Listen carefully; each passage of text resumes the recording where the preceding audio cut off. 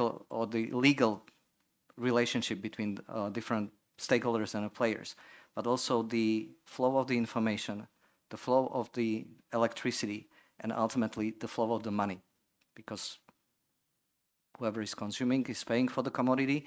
But what we are working together with all the stakeholders is also to appreciate the help to the system by the new participants to be compensated, not only to pay for the commodity consumption, but also for the service that will be provided.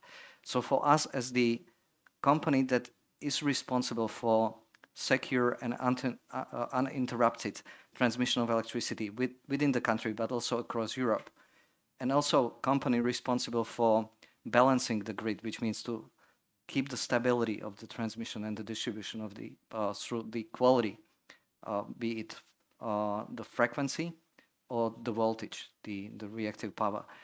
It's very important and essential for us to step out of our comfort zone that used to be built for decades, and to be more open, to be part of the discussions, to be partnering with all relevant parties and the stakeholders. So that's a big shift, the mind shift in our company. But if you say talk to all those stakeholders, they need to share the same vision on how the world is changing. Is that the case? Are they all at the same level of understanding on the changes happening and what needs to happen? I think it's fair to say that everybody understands the world is changing. I'm not in a position to actually put the rating, what group and what stakeholder is ready or how far it is. And I strongly believe that this kind of the conferences and the panels help to deepen the understanding and to really open the discussion around the table. What I might share with you is really the specific proof that we're not only talking and discussing, but really working on the solutions that are getting to the new ecosystem and the new setup of the energy markets design. And it's the joint project between us as SEPs and fellow DSOs, the distribution system operators, in Slovakia and in Hungary. A few years ago, we initiated a project of common interest. The name, the brand is Danube Ingrid. It was a project of SEPs and Western Slovakian DSO, ZSD, and also the Northwest Hungarian DSOs. And the main aim is actually to really build not only the infrastructure, like the new substations and the new overhead lines, but the new way of digitalization of our grids, both the DSO and the transmission system. So part of the project would be really building not only the physical fiber cables, but the solutions powered by the data management, data insights, and the AI to really provide the insight. Because what is very important, and that's where I would stop and provide the space to the other fellow panelists, the data that we would be able to actually obtain through the smart meters, through the applications and the solutions that Peter represents here, are helping us are going to help us in two ways. Number one, really to make sure that that we fulfill our role of keeping the stable and secure transmission and distribution of electricity, but also would provide our grid planning and development team with invaluable insight of where we need to actually invest more, where we can utilize the investment that we already have in the ground over the heads, and where we actually can benefit from the synergy of the ecosystem, rather than push the money and push the investments just to build the increased throughput and the capacity. Thanks, Peter. Peter, Simco. A benefit of human beings is that if there is a problem, they normally find a solution as well. Mm-hmm. And I showed in that picture of the grid, which it looks like a mess, energy flowing from anywhere and everybody can generate and store. I believe you have found a solution to address the problem. Absolutely. I would also tie to what Peter just said, that there is like an obvious solution that we just need more capacity, right? But I mean, as you said previously, it takes time, it takes investments, and it definitely cannot solve the issues which happen in the grid on a daily basis, hourly basis, half an hour, minute basis. And but basically, the clear answer to that is that historically and also in present, there is a lot of hidden I would say, fat or hidden flexibility in the grid, which was not utilized before. Because I mean, the old model that was primarily driven by regulation landscape. I mean, this is critical infrastructure. Naturally, you need regulation to make sure that everybody at homes and in the commercial space are able to switch on and switch off the power, and it's always there. But I mean, as we see the changes which you just presented with regard to electrification, changes of the habits, self-sufficiency, electric cars, I mean, all this requires something which is more intelligent than basically not only increasing the capacity and having heavy regulated environment. And I think that the EU winter package, which you also referred to, was also a major shift, not only in the legislation but also in the mindset here that basically enables solutions like also we are providing. There are also other players there that are basically able to take and utilize the existing flexibility from the grid and provide it to the key stakeholders such as DSOs or TSOs to fulfill multiple parallel benefits, I would say. One of them is always to keep the stability of the grid, right? While the responsible parties still remain, but we want to be there to help, right? The second, naturally, is this is not being done as a charity, naturally, but also those who provide the flexibility, so they have to offer something on their behalf, also want to be compensated for that, naturally, right? So, I mean, from that perspective, as we see the legislation changing, and I have to confirm there have been changes which already are either in implementation or are already valid and active, and some of them are going to be reality during the next year, maybe the year after. The ecosystem is there. Regulatory ecosystem is also there.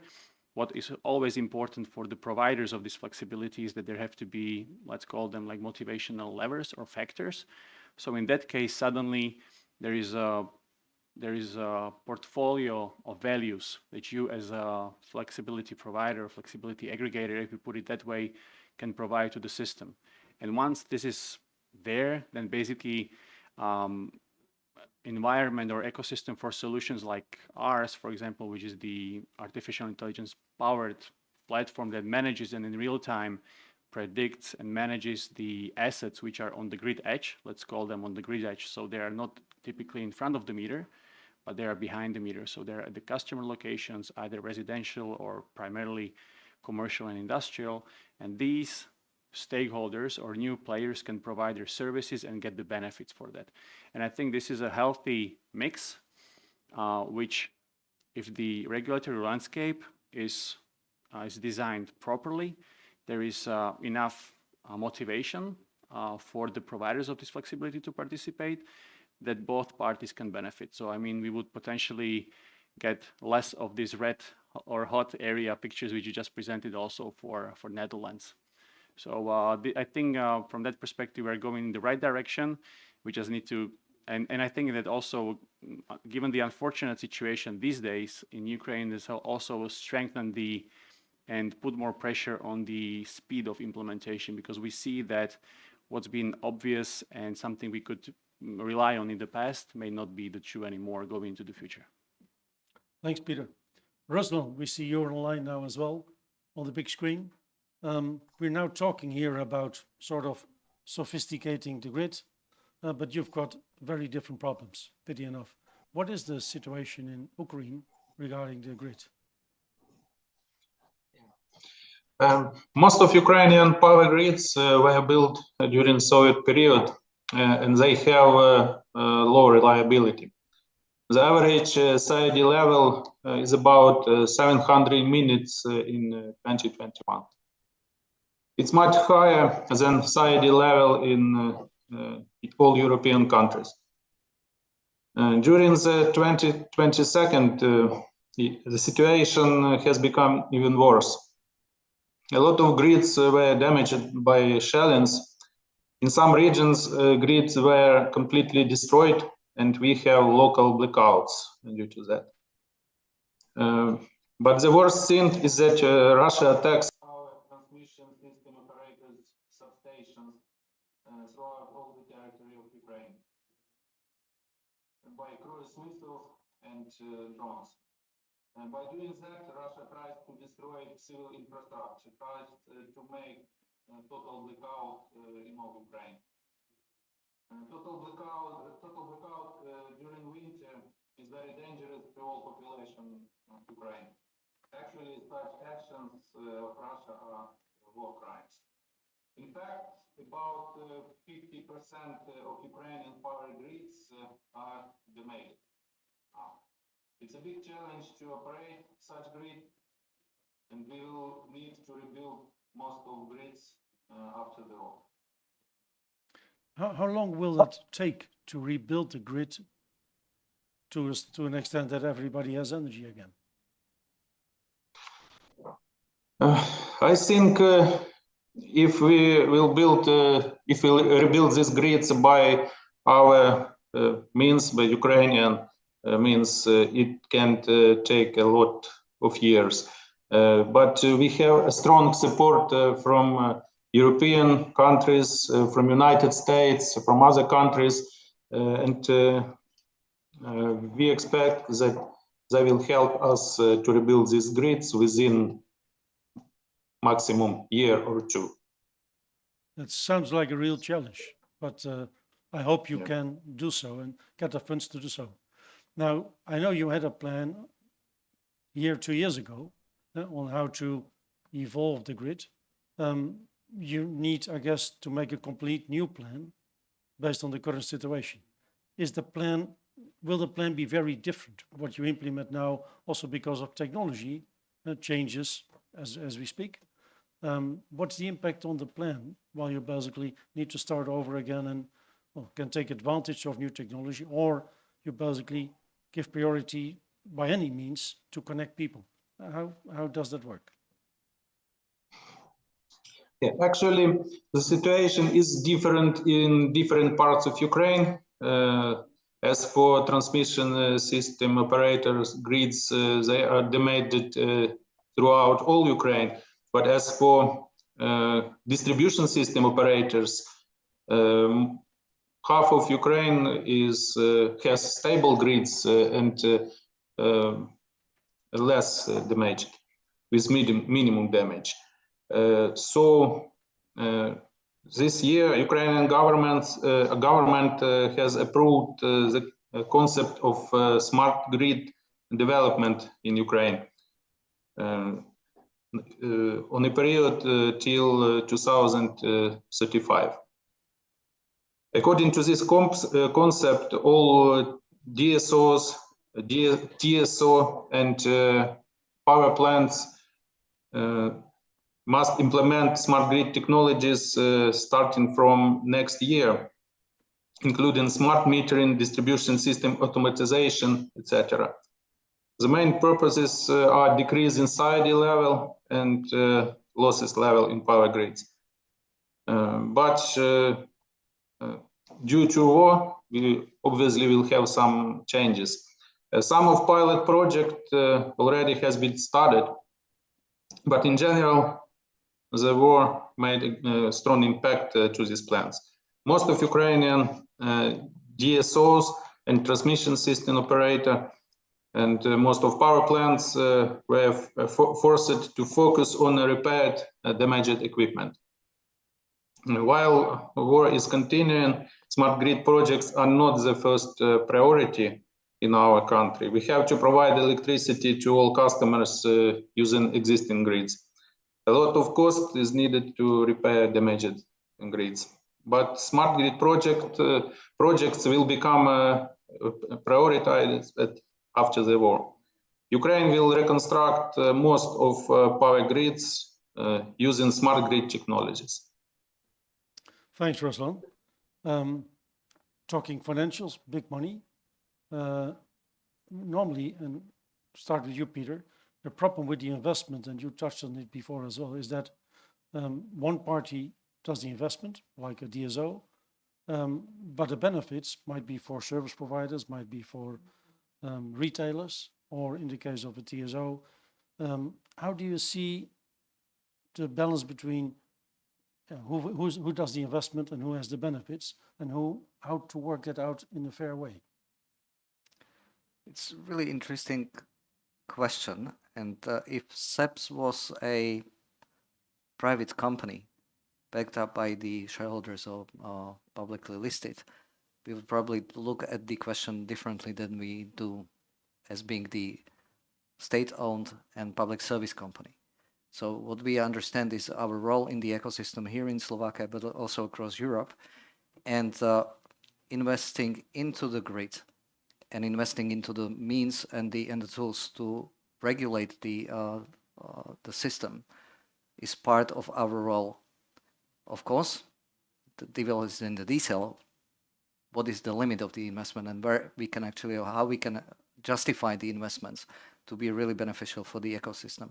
And one of the ways that helps us is actually look not only from the security of supply and the physical transmission of the electricity, but also to the impact on the other dimension of the energy. We call it trilemma. It's the security of supply, affordability of the electricity or the energy, and then the third part of the trilemma is the sustainability or helping the energy transition to happen.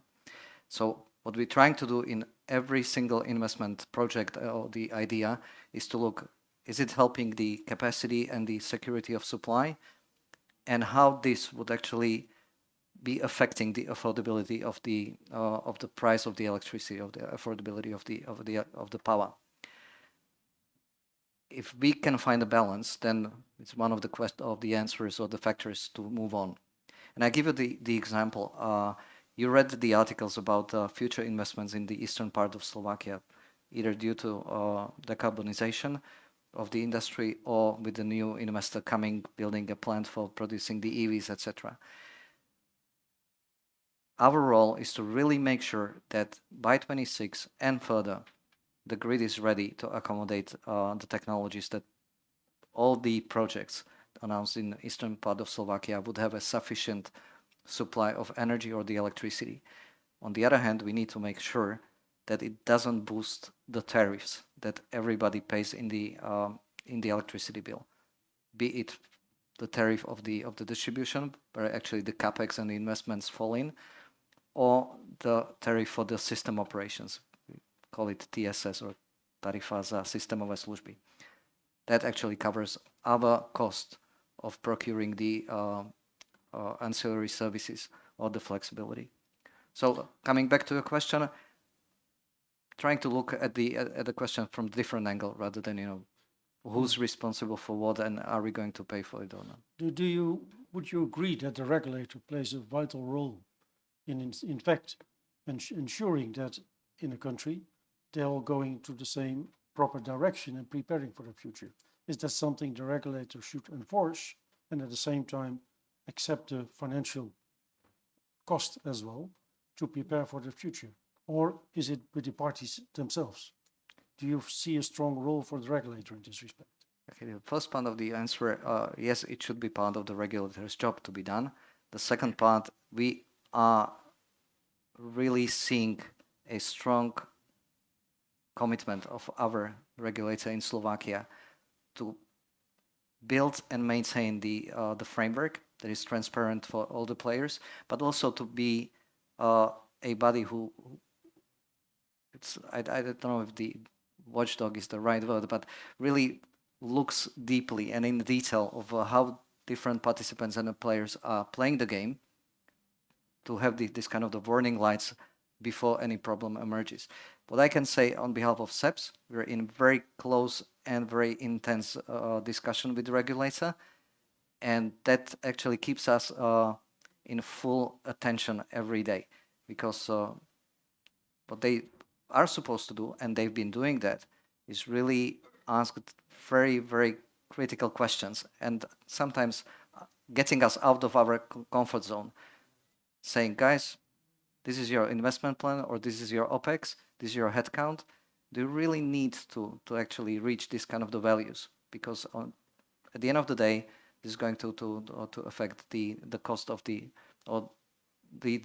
price that the consumers are paying in their bills. So yes, Thanks, Peter. The answer is yes. Peter, for you, similar regulation, let's say, can hinder you. You have a solution which can address some of the peaks and help in asset management. but from talking to you before, yeah, you have to work a bit in isolation. The cooperation with other parties like a DSO is still a bit troublesome. And financially, same trouble. While there could be a significant benefit if it all works together and you can really optimize the use of the network at any given moment. How do you see in your business, regulation, what regulation should change and how should it look to support you?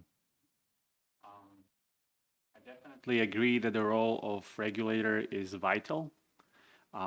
We see it here in Slovakia. We also see it on other markets that there are active regulators that push the key stakeholders towards more efficient utilization of the system which already exists. This basically has several positive impacts. One of them is maybe a lower amount of investments which are really necessary and are targeted, which, as Peter said previously, they naturally need to translate into the tariffs, which monopolies then collect through the energy bills. This also opens up a way into thinking, how can I better utilize what's already there? So I mean, to cut off the portions of the inefficiency, and this is actually the space where we are going into the smarter solutions, which enables us to utilize in time, every day in a different way, on a very short interval basis, the network in a way that benefits the system, that benefits the users because they get benefits for that, and at the same time, at the end of the day, decreases the amount of, I would say, investments which are not to intelligence because they only increase the capacity. Let's call it the old way. Nevertheless, you still need the hard infrastructure, as Peter said, for new developments to be there, right? Because I mean, the capacity sometimes is just not sufficient, but the allocation of the capex would be then more information driven, would be more efficient, and that basically helps the whole system. From the benefits perspective, which you asked previously, it's definitely the savings on capex and better utilization of the existing infrastructure, and those savings can then be distributed among the stakeholders. So I mean, it benefits, as I said, all the ecosystem stakeholders and all the player on the energy market. We also see it from the perspective of current situations. We saw unnatural hikes in the prices of energy, given how the market price is created. This again further pushes on the questions to be asked, like, are there different solutions which can be implemented to either save on the customer side? Can I be more self-sufficient? Can I have a solar or local generation? Can I have different means of flexibility that I can implement? And if yes, typically the customers ask, okay, what do I get for it? What's the return on the investment, right? And I think from that perspective, the situation has changed quite dramatically in maybe last year or two, given the situation on the market, given the regulatory landscape, and given the push by the bigger population towards this solution, because we want to have options to choose from, and this is, I think, a very, very good development on the market. Thank you. I showed you the slides on European Commission regulation with regards to consumers and communities. Now, I said that although it's now law to be implemented, DSOs are not ready, but do you feel that consumers and communities, are they ready? Are they picking up rapidly now? Well, the price of energy has increased. Do you see a change in the last 1-2 years? Well, from my perspective, as being a private company trying to provide these solutions, I would say that there has been, in the recent past, still a sort of a pushback from the incumbents on the market for fully opening up to the solutions which are technologically available on the market, but at the same time, I understand that they have the responsibility for providing a stable energy supply. So, I mean, there has to be balance there. From the perspective of the demand, definitely there is a huge demand by commercial and industrial customers which are not in the regulated tariffs. So I mean, they have been worstly hit by the price hikes. So there the questions very quickly emerged. What can I do to basically go concern and survive through this time period? On the customer, I would say maybe residential, so communities and community energy communities. I think there is an increasing ask for like, what does it mean for me? How can I benefit from it? We see a lot of local individual developments of a solar rooftop up to 10 kilowatt peaks, which is like very simple to implement for local residential, which basically already creates interesting portfolios of local energy generation that can be utilized if they are somehow managed in bigger portfolios.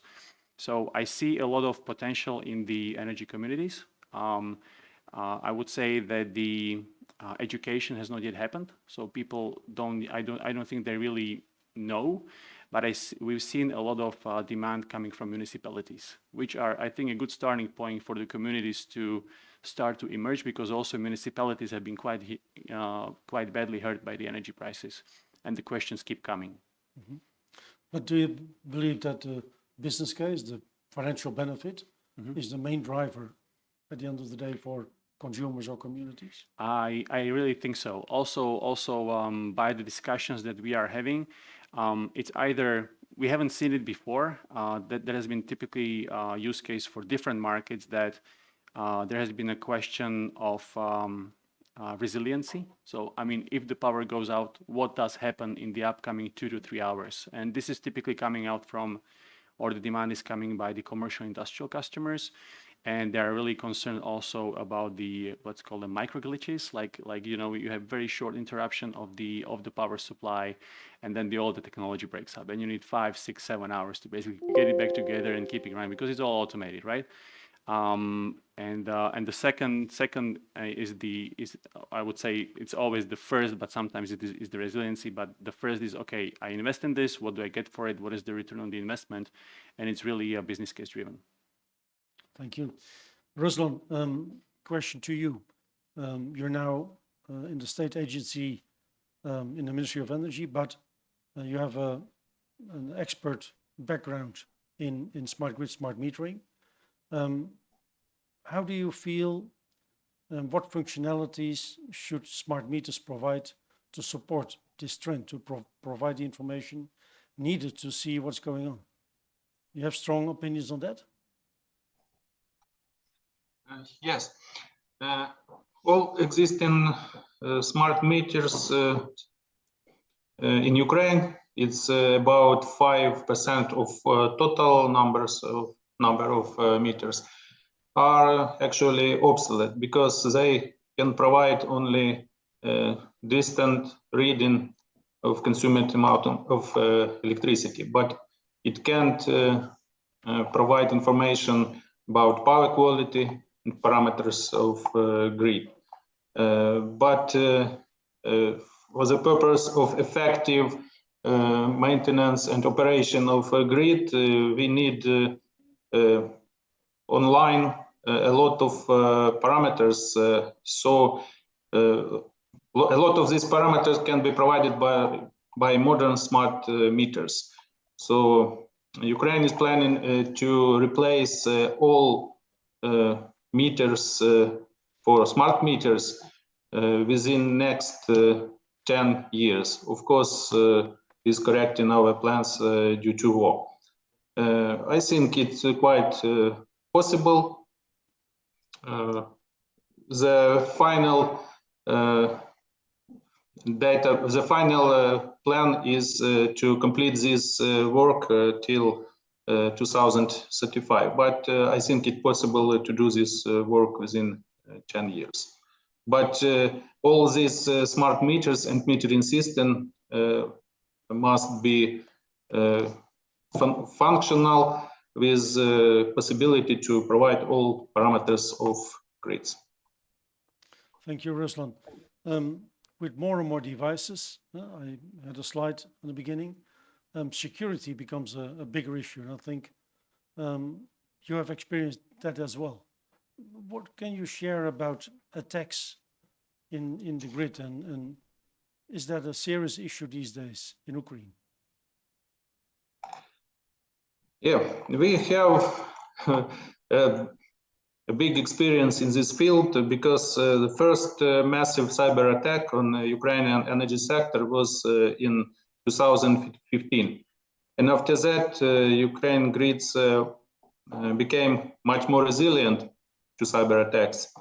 Starting from January of this year, Ukraine lives under continuous cyber attacks, but without serious aftermaths. We have strong support from special state organizations, such as the State Service of Special Communications and Information Protection of Ukraine. Every day there are cyber attacks on transmission system operator, all DSOs, power plants, but not only on energy sector. It's not a matters attacking us. It's special forces of Russian Federation attacking all possible targets in Ukraine. It's a part of war. But actually, our energy sector is quite resilient to this attack. And that applies to all levels. You said TSO, but are DSOs or transformers, or where are those attacks taking place? Is it only the IT infrastructure, or where do you see most of the attacks? They try to attack our power grids, operational system, operational equipment to provide local blackouts or total blackout. But as for our power plants, especially nuclear power plants, they have a completely isolated system and can't be reached by attacks. As for DSOs, they are less protected, but also quite resilient. As for smart metering systems, they are still poor protected, but it can't be damaged very serious because, as I said before, our metering systems are quite simple and obsolete. It's impossible by attacking a metering system to achieve some strong goals. Okay. So, thank you. Peter, what is your take on cyber attacks and risks in Slovenia? I mean, in Slovakia. Slovakia. As I said in the very beginning, and I repeated it a few times, our role is to secure uninterrupted transmission of electricity and to provide the supply of the commodity, which means since we are living in a digital world, cybersecurity should be one of the main factors and the areas where we dedicate our resources and also monitor everyday status. So we take it very serious. I need to touch the wood, and I'm not breaking any law here by saying that we have not experienced a serious attack and a threat in the last 12 months. But never say never, so I'll stop commenting the situation here. What I want to confirm today and here is that really we take it very serious, and not only in CEEPS, but you might be aware that our daughter company is a company with the name Octe, which is the nominated electricity market operator. And since their core business is actually pulling the data and providing the data for the billing of the electricity, the cybersecurity is very, very important and essential. What I see in quite some cases is that the amount of money required for addressing security is too low. The budgets are not basically at the level, well, it's like an insurance. Yeah? It's very hard to demonstrate a business case to spend $1 million more or $5 million more for something which might never happen. So I see that there as well in the financial model, in many cases, yeah, not enough investment is done because, well, they didn't have an attack yet.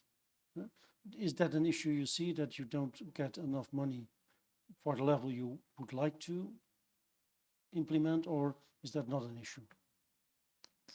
Simply said, it's not a question of being issue or not. It's definitely we don't categorize the put the cybersecurity in this kind of the category of the budget issue area. What is very important is to have really smart people around you in the company, but also our partners, to help you to really answer the question where enough is enough. Because we may agree that you can have the limitless budget and you can spend them all on whatever, cybersecurity as an area number one. But it's very important for the company like Subs, but I think it applies to everybody from the small business to the large enterprise, is to use the money and the resources, the people, in a smart way. And that's what we're trying to do. What's your take on security with your systems and sort of off-grid environment? Is it an important element? What do you implement? Definitely, there's it's a critical component of any service provider in this area, given that it's part of the assets on the critical infrastructure. I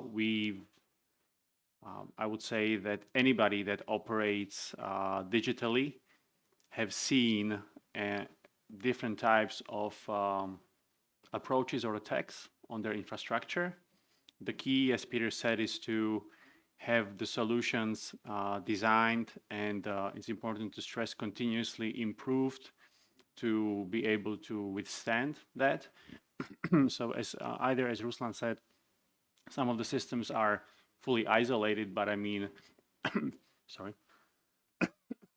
But if you are working in, with the assets that are continuously monitored, continuously managed, continuously interconnected within the portfolio of what we call virtual power plants in this case, which are able to deliver that flexibility, then you have to ensure that you are continuously checking yourself that the cybersecurity is okay and you are improving that.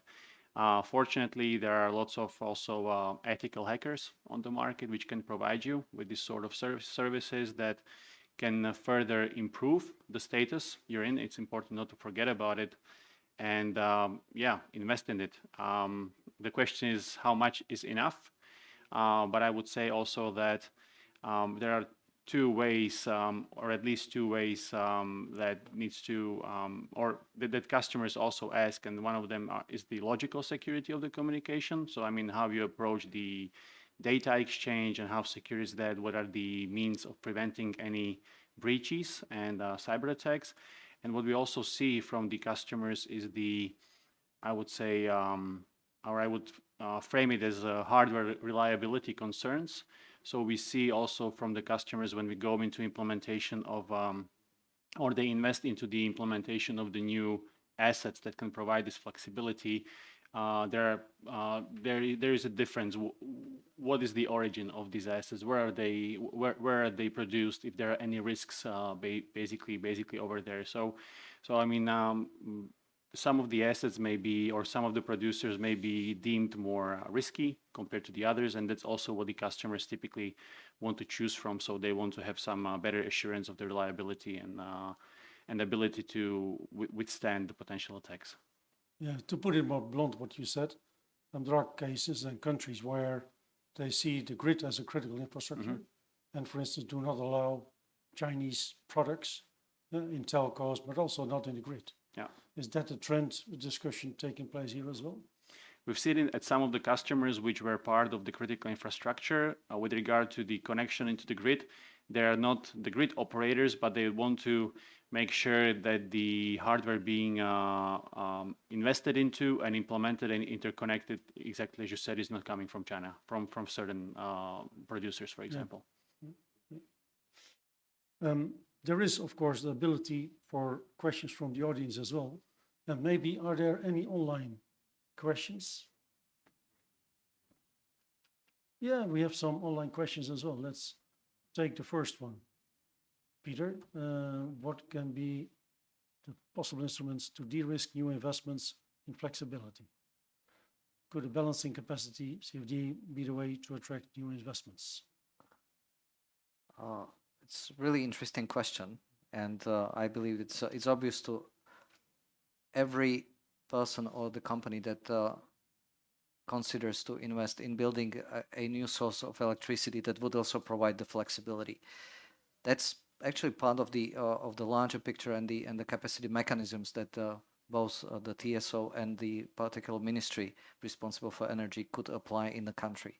However, if the question is more about, I'm part of the ecosystem with the local renewable energy source and accumulation and the demand which could be provided as part of the flexibility solution, then one of the answers, and that's what I shared actually a few times in the last couple of months on the different conferences, is our roadmap to extend the pool of the players and the participants in the system flexibility in Slovakia. As of today, only certified and the larger ancillary services providers could be part of the game. In the future, and it's part of the legislation that was adopted and the regulation that is to follow, we would like to enlarge the pool through the aggregators in the first instance, and towards the mid-sized consumers, be it owners of the cogeneration units or larger electricity demand sites, but in the future, all the way down to the low voltage market and the consumers with the EVs, heat pumps, etc., etc. So definitely this is the way, not only in Slovakia, but also across Europe. What we also have been working, and we announced that and commented a few times, is integration of Slovak and ancillary or the flexibility market to the European systems with the balancing electricity, which is the Mari and Picasso platforms. But we also have been working on integrating Slovakia to the emerging platforms for the reserved capacity, not only for the balancing electricity system. So I hope that I answered the question. Thanks, Peter. Peter, for you, specific question. I think I did see him specifically for you. It's gone. You remember what it was? It was in fact the market constraints here for new service providers. I think it was something like if we are ready for flexibility and what we see are the differences compared to other markets.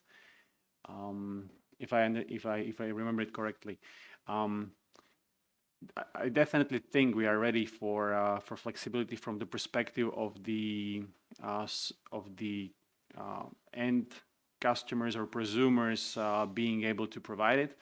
It's actually one of the quite critical components of their business case to basically go into these investments. It's not only about the saving side. So I mean, from my perspective, as we perceive the topic, and also as if the customers are considering what's the business case there, we want to execute on all value stack options that are available. So I mean, the beauty of these solutions is that basically that can in real time evaluate what are the best value levers that you can execute with that flexibility, and based on that basically improve the return on the investments. So I definitely think that this is the questions. This is the question you just emerged. So I'll just finish this one. So and then answer that one. So there's definitely a buy-in there from these customers, and it is a critical component of the business case. If these value stacking options were not possible, then I would say that the customers would be much more withholding with their investments, or they would be more recounting whether it makes sense or not for them. In comparison to other markets, if we look only to Czech Republic, or we go more to the West, or we go to the US, every market has its own a little bit different regulation that basically follows what's actually needed on that particular market. And I think it makes a lot of sense, because I mean, all of the countries may have different issues, and they should basically motivate in that direction what is required from the market and from the market participants, so they can basically shift the utilization of that flexibility into the areas and into the value levers that can be executed and that will help the system. So I mean, on the markets where we see bottlenecks in the individual areas, there's a lot of differentiated pricing. So different prices, different areas on the same market, which we don't see here. Naturally, I mean, we have one price for 1 hour for every particular day, which is applicable to all market participants, independent of whether that is in Michalovce, which is to the far east, or whether it's in Bratislava or Trnava. We can naturally speak about the changing distribution tariffs that would basically reflect what's happening in the grid. That is still not implemented, for example, here. So there is one tariff for Western distribution region, one tariff for Middle or Eastern.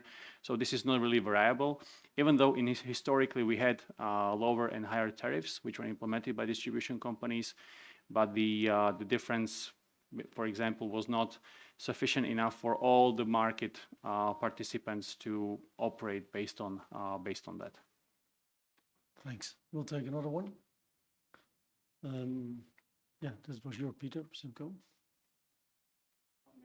The main challenges in adopting smart grid solutions.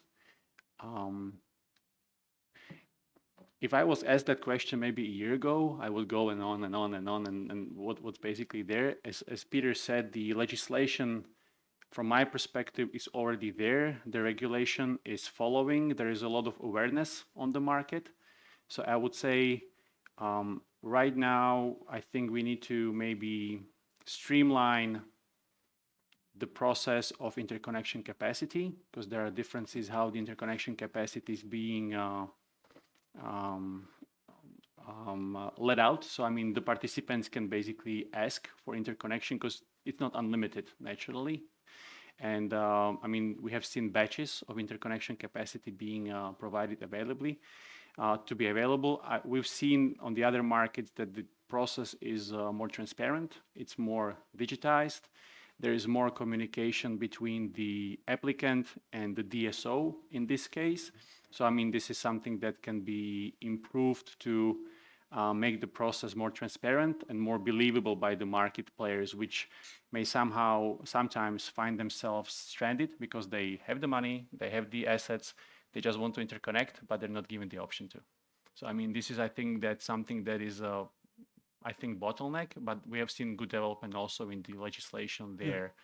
So also a strong push on local distribution companies to provide that capacity. I'd like to ask this question on where to invest in transmission, distribution, in generation. So on what level, basically, one should invest and who to decide. I'd like to ask you, Peter, as well as, well, you go first. Before I answer the question, I would just like to comment one part of what you, Peter, said in the previous answer, and you referred to the bottlenecks and the price regions, or the different pricing in different parts of the country. That's what we actually are able to see either in the US or in Australia. To be very fair, since our power system, not only the transmission but also the distribution, has been built really with the mind of the sufficient capacity and resilience, we don't see this kind of the price differences in our markets. Even if it was allowed, but we have this kind of the one universal price for day ahead and the spot price in Slovakia. But it's fair to say actually is that if you zoom out and you look at the Central and Eastern Europe or the Europe itself, you see these price regions. Regardless the market coupling that the minister referred to in the morning, where we are coupled with Czech Republic, Hungary, and Romania, or we are part of the flow-based mechanism to trade with the electricity transmission or transit across Europe. You see the differences, and you don't need to go actually too far in the history. Just Google the prices of Thursday last week, and you see a difference of 100+ euros in Germany but the windmills were actually generating the power on almost full capacity. And you could see 260, 280 in Slovakia, Romania, Hungary. More than double, almost triple. And one of the factors is actually the transmission capacity. And that's where we see it on the regional level, not the local national level. And of course, if this was the case, then we would probably need to look at the problem and the issue on the national one. I use this kind of the beginning of the answer because there's no simple and quick answer.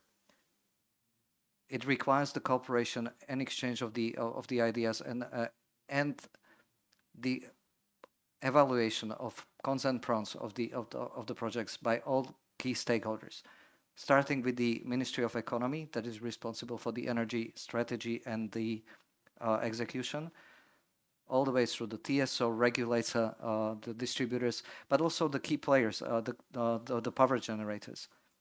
And again, the question of the new generation capacities was limited to new renewables in the last couple of years.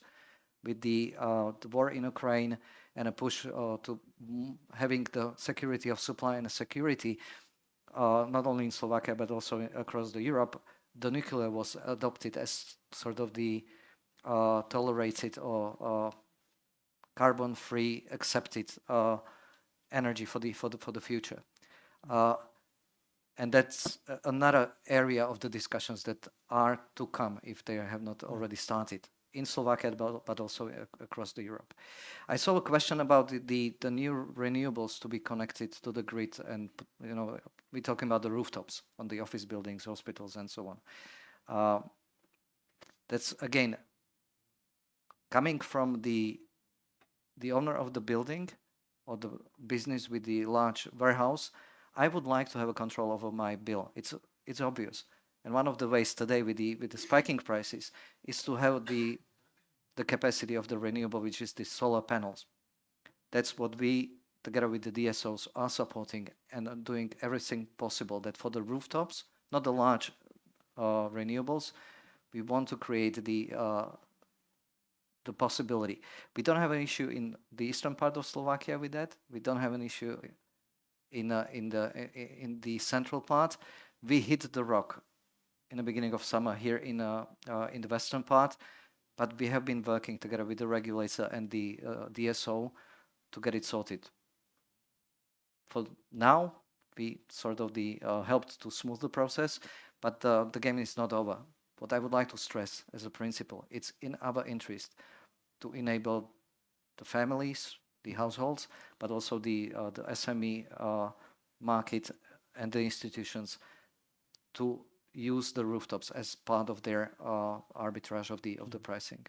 So, Ruslan, may I ask you, your take in Ukraine, the roles of Ministry of Energy, the regulator, the TSO. You have many DSOs which are privatized, not all of them. How is that decision-making process in Ukraine?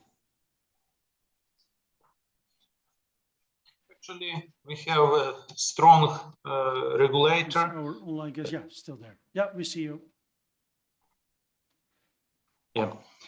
We have strong regulator, and actually all DSOs work in similar, not depending on the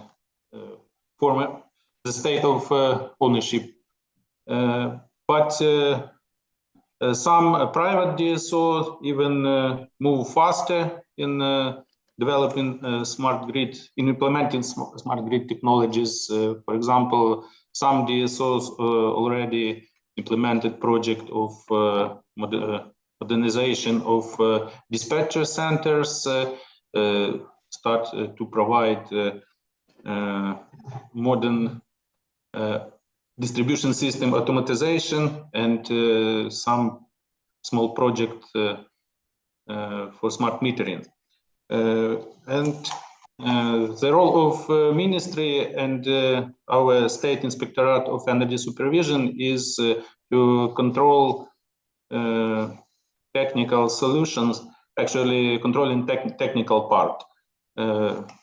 We provide a technical policy And in cooperation with the regulator, we are approving investment plans, investment program and development plans of all DSOs, TSO, and power plants. Thanks, Ruslan. Can we have the questions back on screen?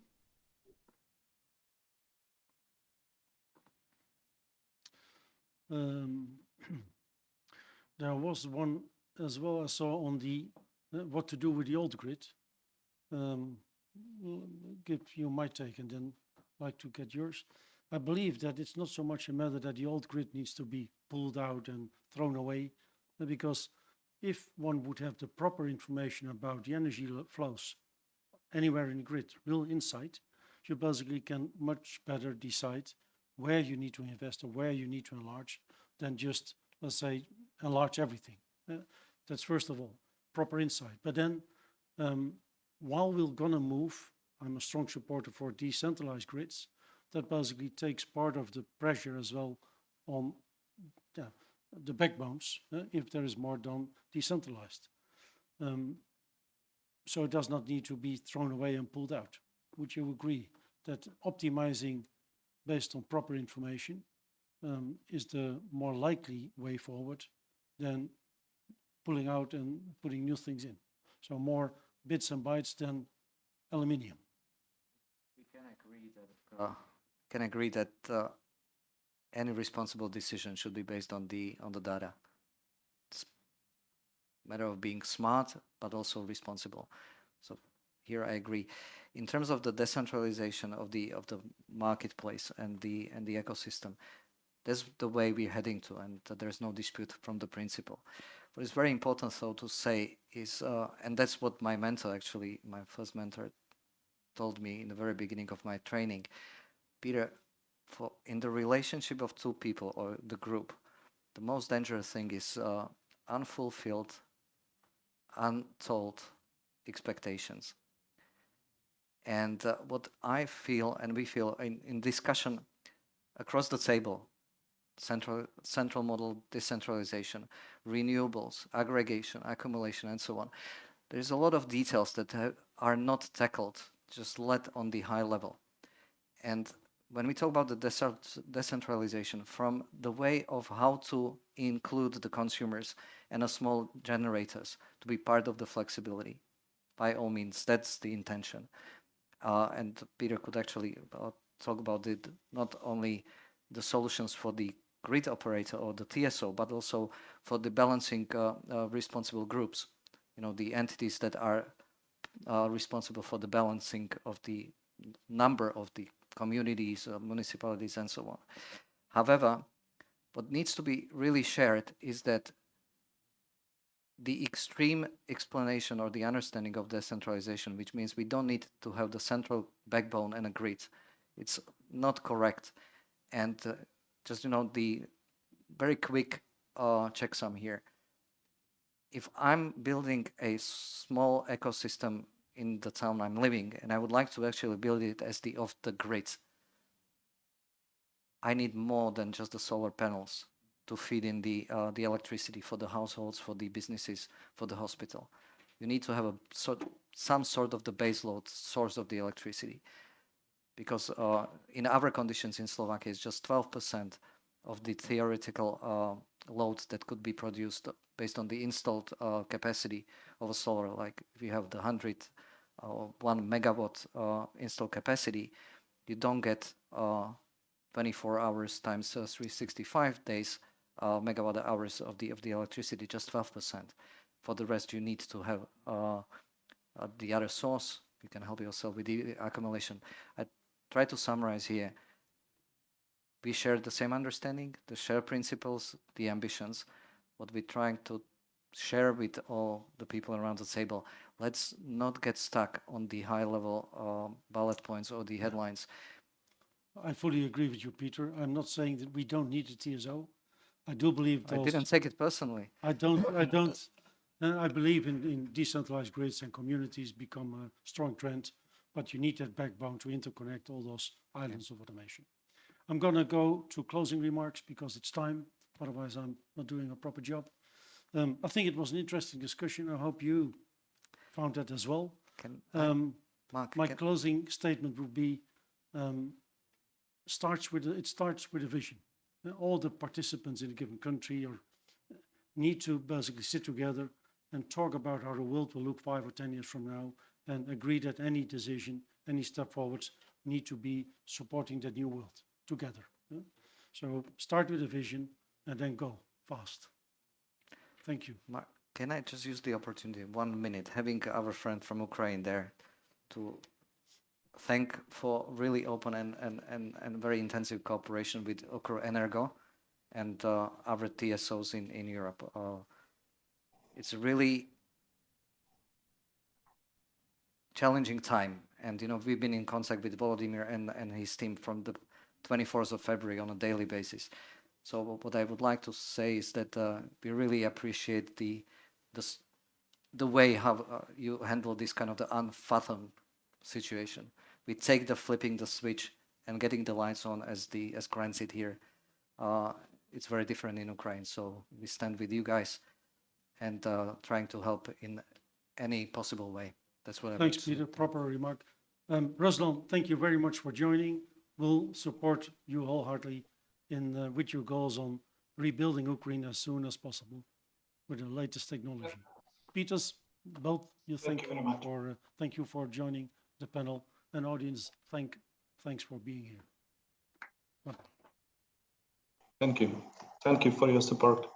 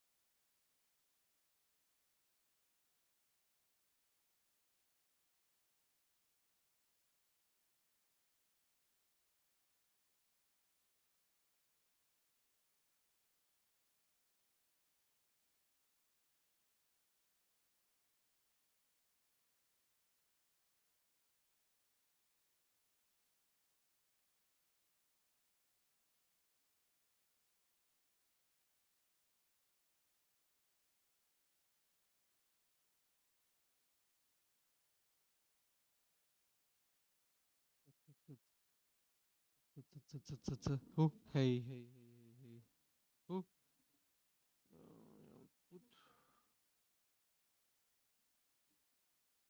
Output. Hej.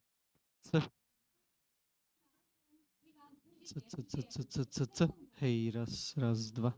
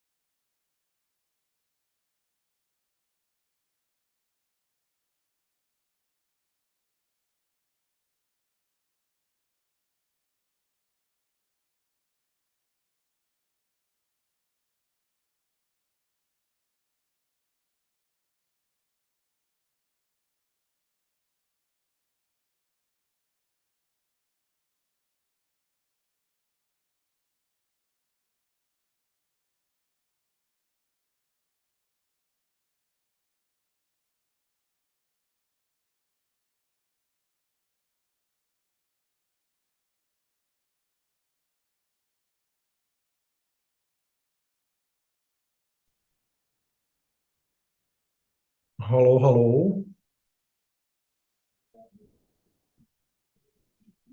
Dobrý den.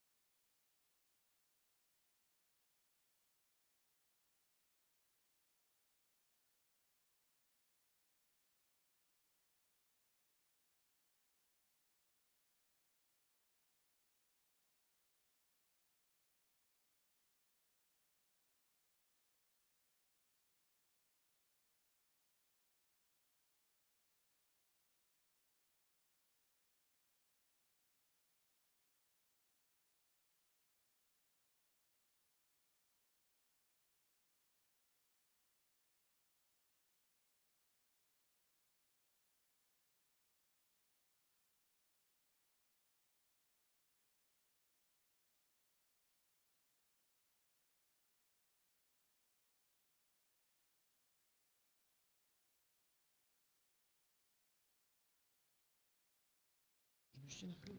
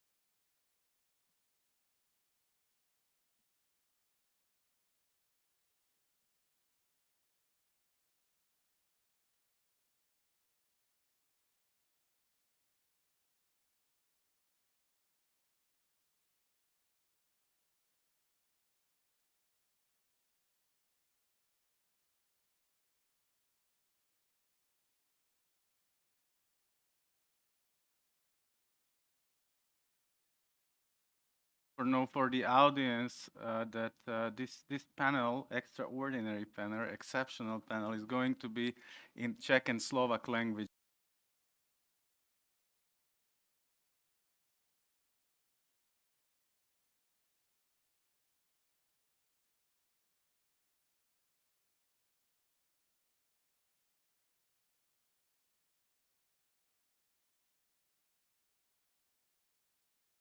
Buď z jednej alebo druhej krajiny, tak...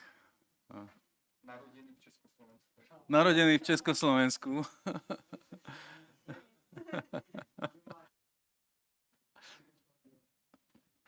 Okay. Takže, milé dámy, milí páni, milí priatelia, vítam vás na paneli číslo 5. A hovorili sme o tom už s panelistami, že by možno lepšie dať to v angličtine. A ja som na to hneď narazil pri tom, že som mal preložiť názov toho panelu do slovenčiny. Takže dovolte mi to prečítať. Čiže priemysel na ceste od bezplatných emisných povoleniek k mechanizmu kompenzácie uhlíka na hraniciach CBAM. To je tá skratka, tak dovolte by hneď na začiatku, aby som používal zjednodušenú formu uhlíkového cla namiesto toho zložitého mechanizmu. Po druhé, dovolte mi, aby som sa predstavil. Som Žolt Gál, som odborným asistentom na katedre politológie Filozofickej fakulty Univerzity Komenského v Bratislave a mám tu česť moderovať tento panel. No a dovolte mi najprv predstaviť účastníkov panelu. Takže začnem.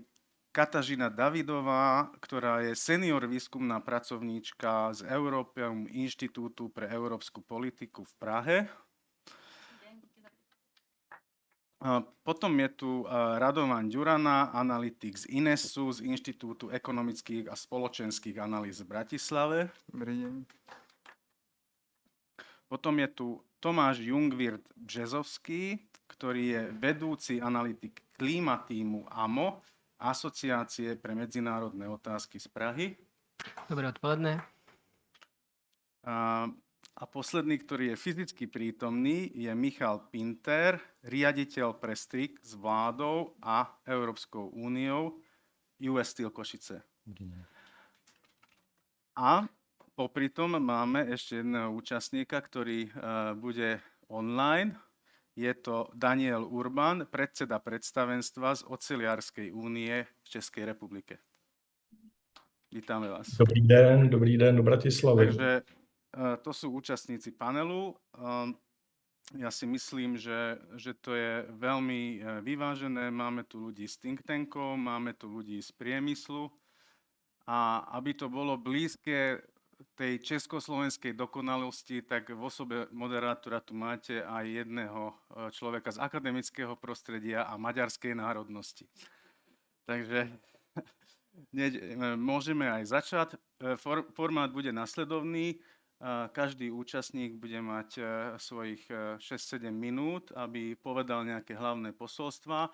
Potom môžeme navzájom reagovať. Ja budem mať možno nejaké otázky a upozorňujem vás na tú možnosť, že môžete dávať otázky cez aplikáciu Slido, hashtag CEEC, čiže tam sa dajú dávať otázky a dá sa aj hlasovať na existujúce otázky a tým pádom môžete dávať svoje preferencie, že na ktorú budeme odpovedať. Takže to už hádam aj stačilo na úvod a ideme do toho, takže dávam slovo Kateřine Davidovej. Nech sa páči. Já mám krátkou prezentaci k tomu, co bych tady dneska chtěla říct, nakousnout, možná pak kolegové to se tomu budou taky věnovat. Vlastně asi bych chtěla pokrýt 3 hlavní takový aspekty, když se bavíme o tom CEEBem. Jeden z toho je právě vztah mezi tím uhlíkovým vyrovnáním a volnými povolenkami zdarma. Druhá otázka je otázka konkurenceschopnosti evropského průmyslu versus tedy průmyslu ze zahraničí. A třetí otázka, na co bych se chtěla zaměřit, tak je vlastně jak dál s tímto návrhem i třeba ve světle aktuální války na Ukrajině a vůbec změny v geopolitické situaci oproti tomu, kdy byl ten CEEBem vůbec navržen. Používám grafy, které nejsou naše, vždycky by tam mělo být uvedeno, odkud jsou, anebo to řeknu. A tento je tedy zdroj je Carbon Market Watch. A tenhle graf jsem dala na úvod protože si myslím, a asi s tím souhlasí i dost vlastně analytiků, že nástroj EU ETS je velmi efektivní ve snižování emisí v Evropské unii. Má to ale jakýsi háček a když se podíváme na to, v jakých sektorech vlastně ty emise klesaly a v jakých za stolik neklesaly, tak vidíme, že převážně vlastně ten pád emisí v EU byl tažený tím sektorem energetiky, výroby elektřiny, zatímco ten sektor průmyslu tak vlastně dlouhou dobu stagnoval a ten pokles, co tam vidíme, tak je spíše dán covidem a covidovým rokem, než něčím jiným. A vlastně jeden z těch hlavních důvodů, proč se tohle tak děje, tak jsou právě ty povolenky zdarma, které tedy Evropská unie, evropská regulace umožňuje nabízet těm průmyslovým podnikům. A což ale bohužel zase pak podrývá vlastně celý ten systém toho emisního obchodování. Kromě toho, že to nevede k tomu kýženému snížení emisí, tak to zároveň vede k tomu, že není dodržen ten takzvaný princip polluter pays, tedy znečišťovatel platí, na kterém by celý ten systém obchodování s emisními povolenkami měl být založen. Tedy, že ti, co produkují svojí aktivitou emise skleníkových plynů, tak platí tu emisní povolenku a tím se vlastně nějakým způsobem internalizují ty externality, které jejich aktivita vytváří a je to vlastně v zásadě s nějakým, dalo by se říct, jako férovým snižováním emisí. Proč je to problém? Je to problém jednak z toho důvodu, že tady to je ukázka toho, jak to probíhalo na evropském trhu s povolenkami tedy mezi roky 2008 a 2019.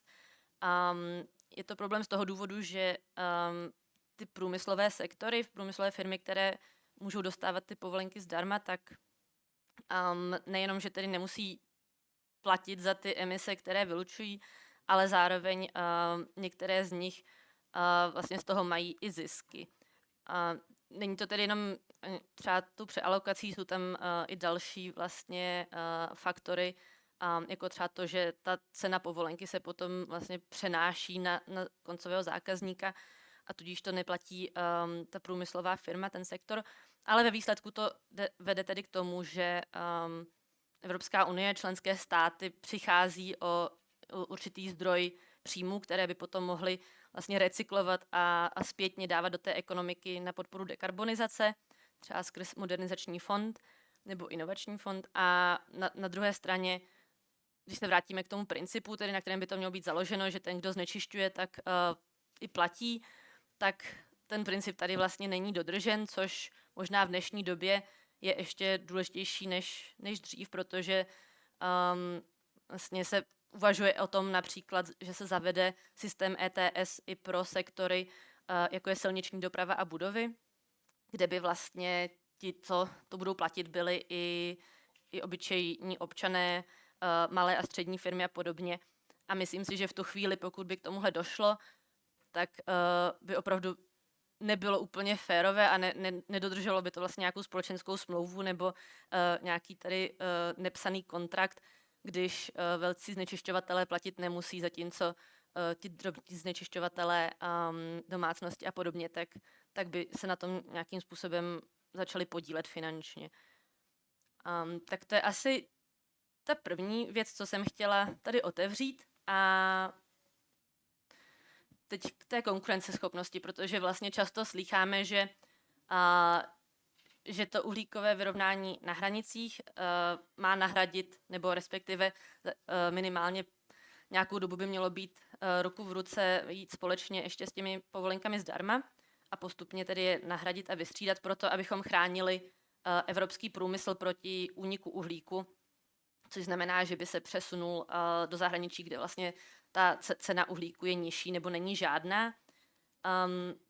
To je asi relevantní obava, ačkoliv vlastně akademická literatura ani, myslím si, že Evropský účetní dvůr, když to zkoumali, tak vlastně úplně nepřišli s tím, že by někde byl důkaz toho, že se to takto děje.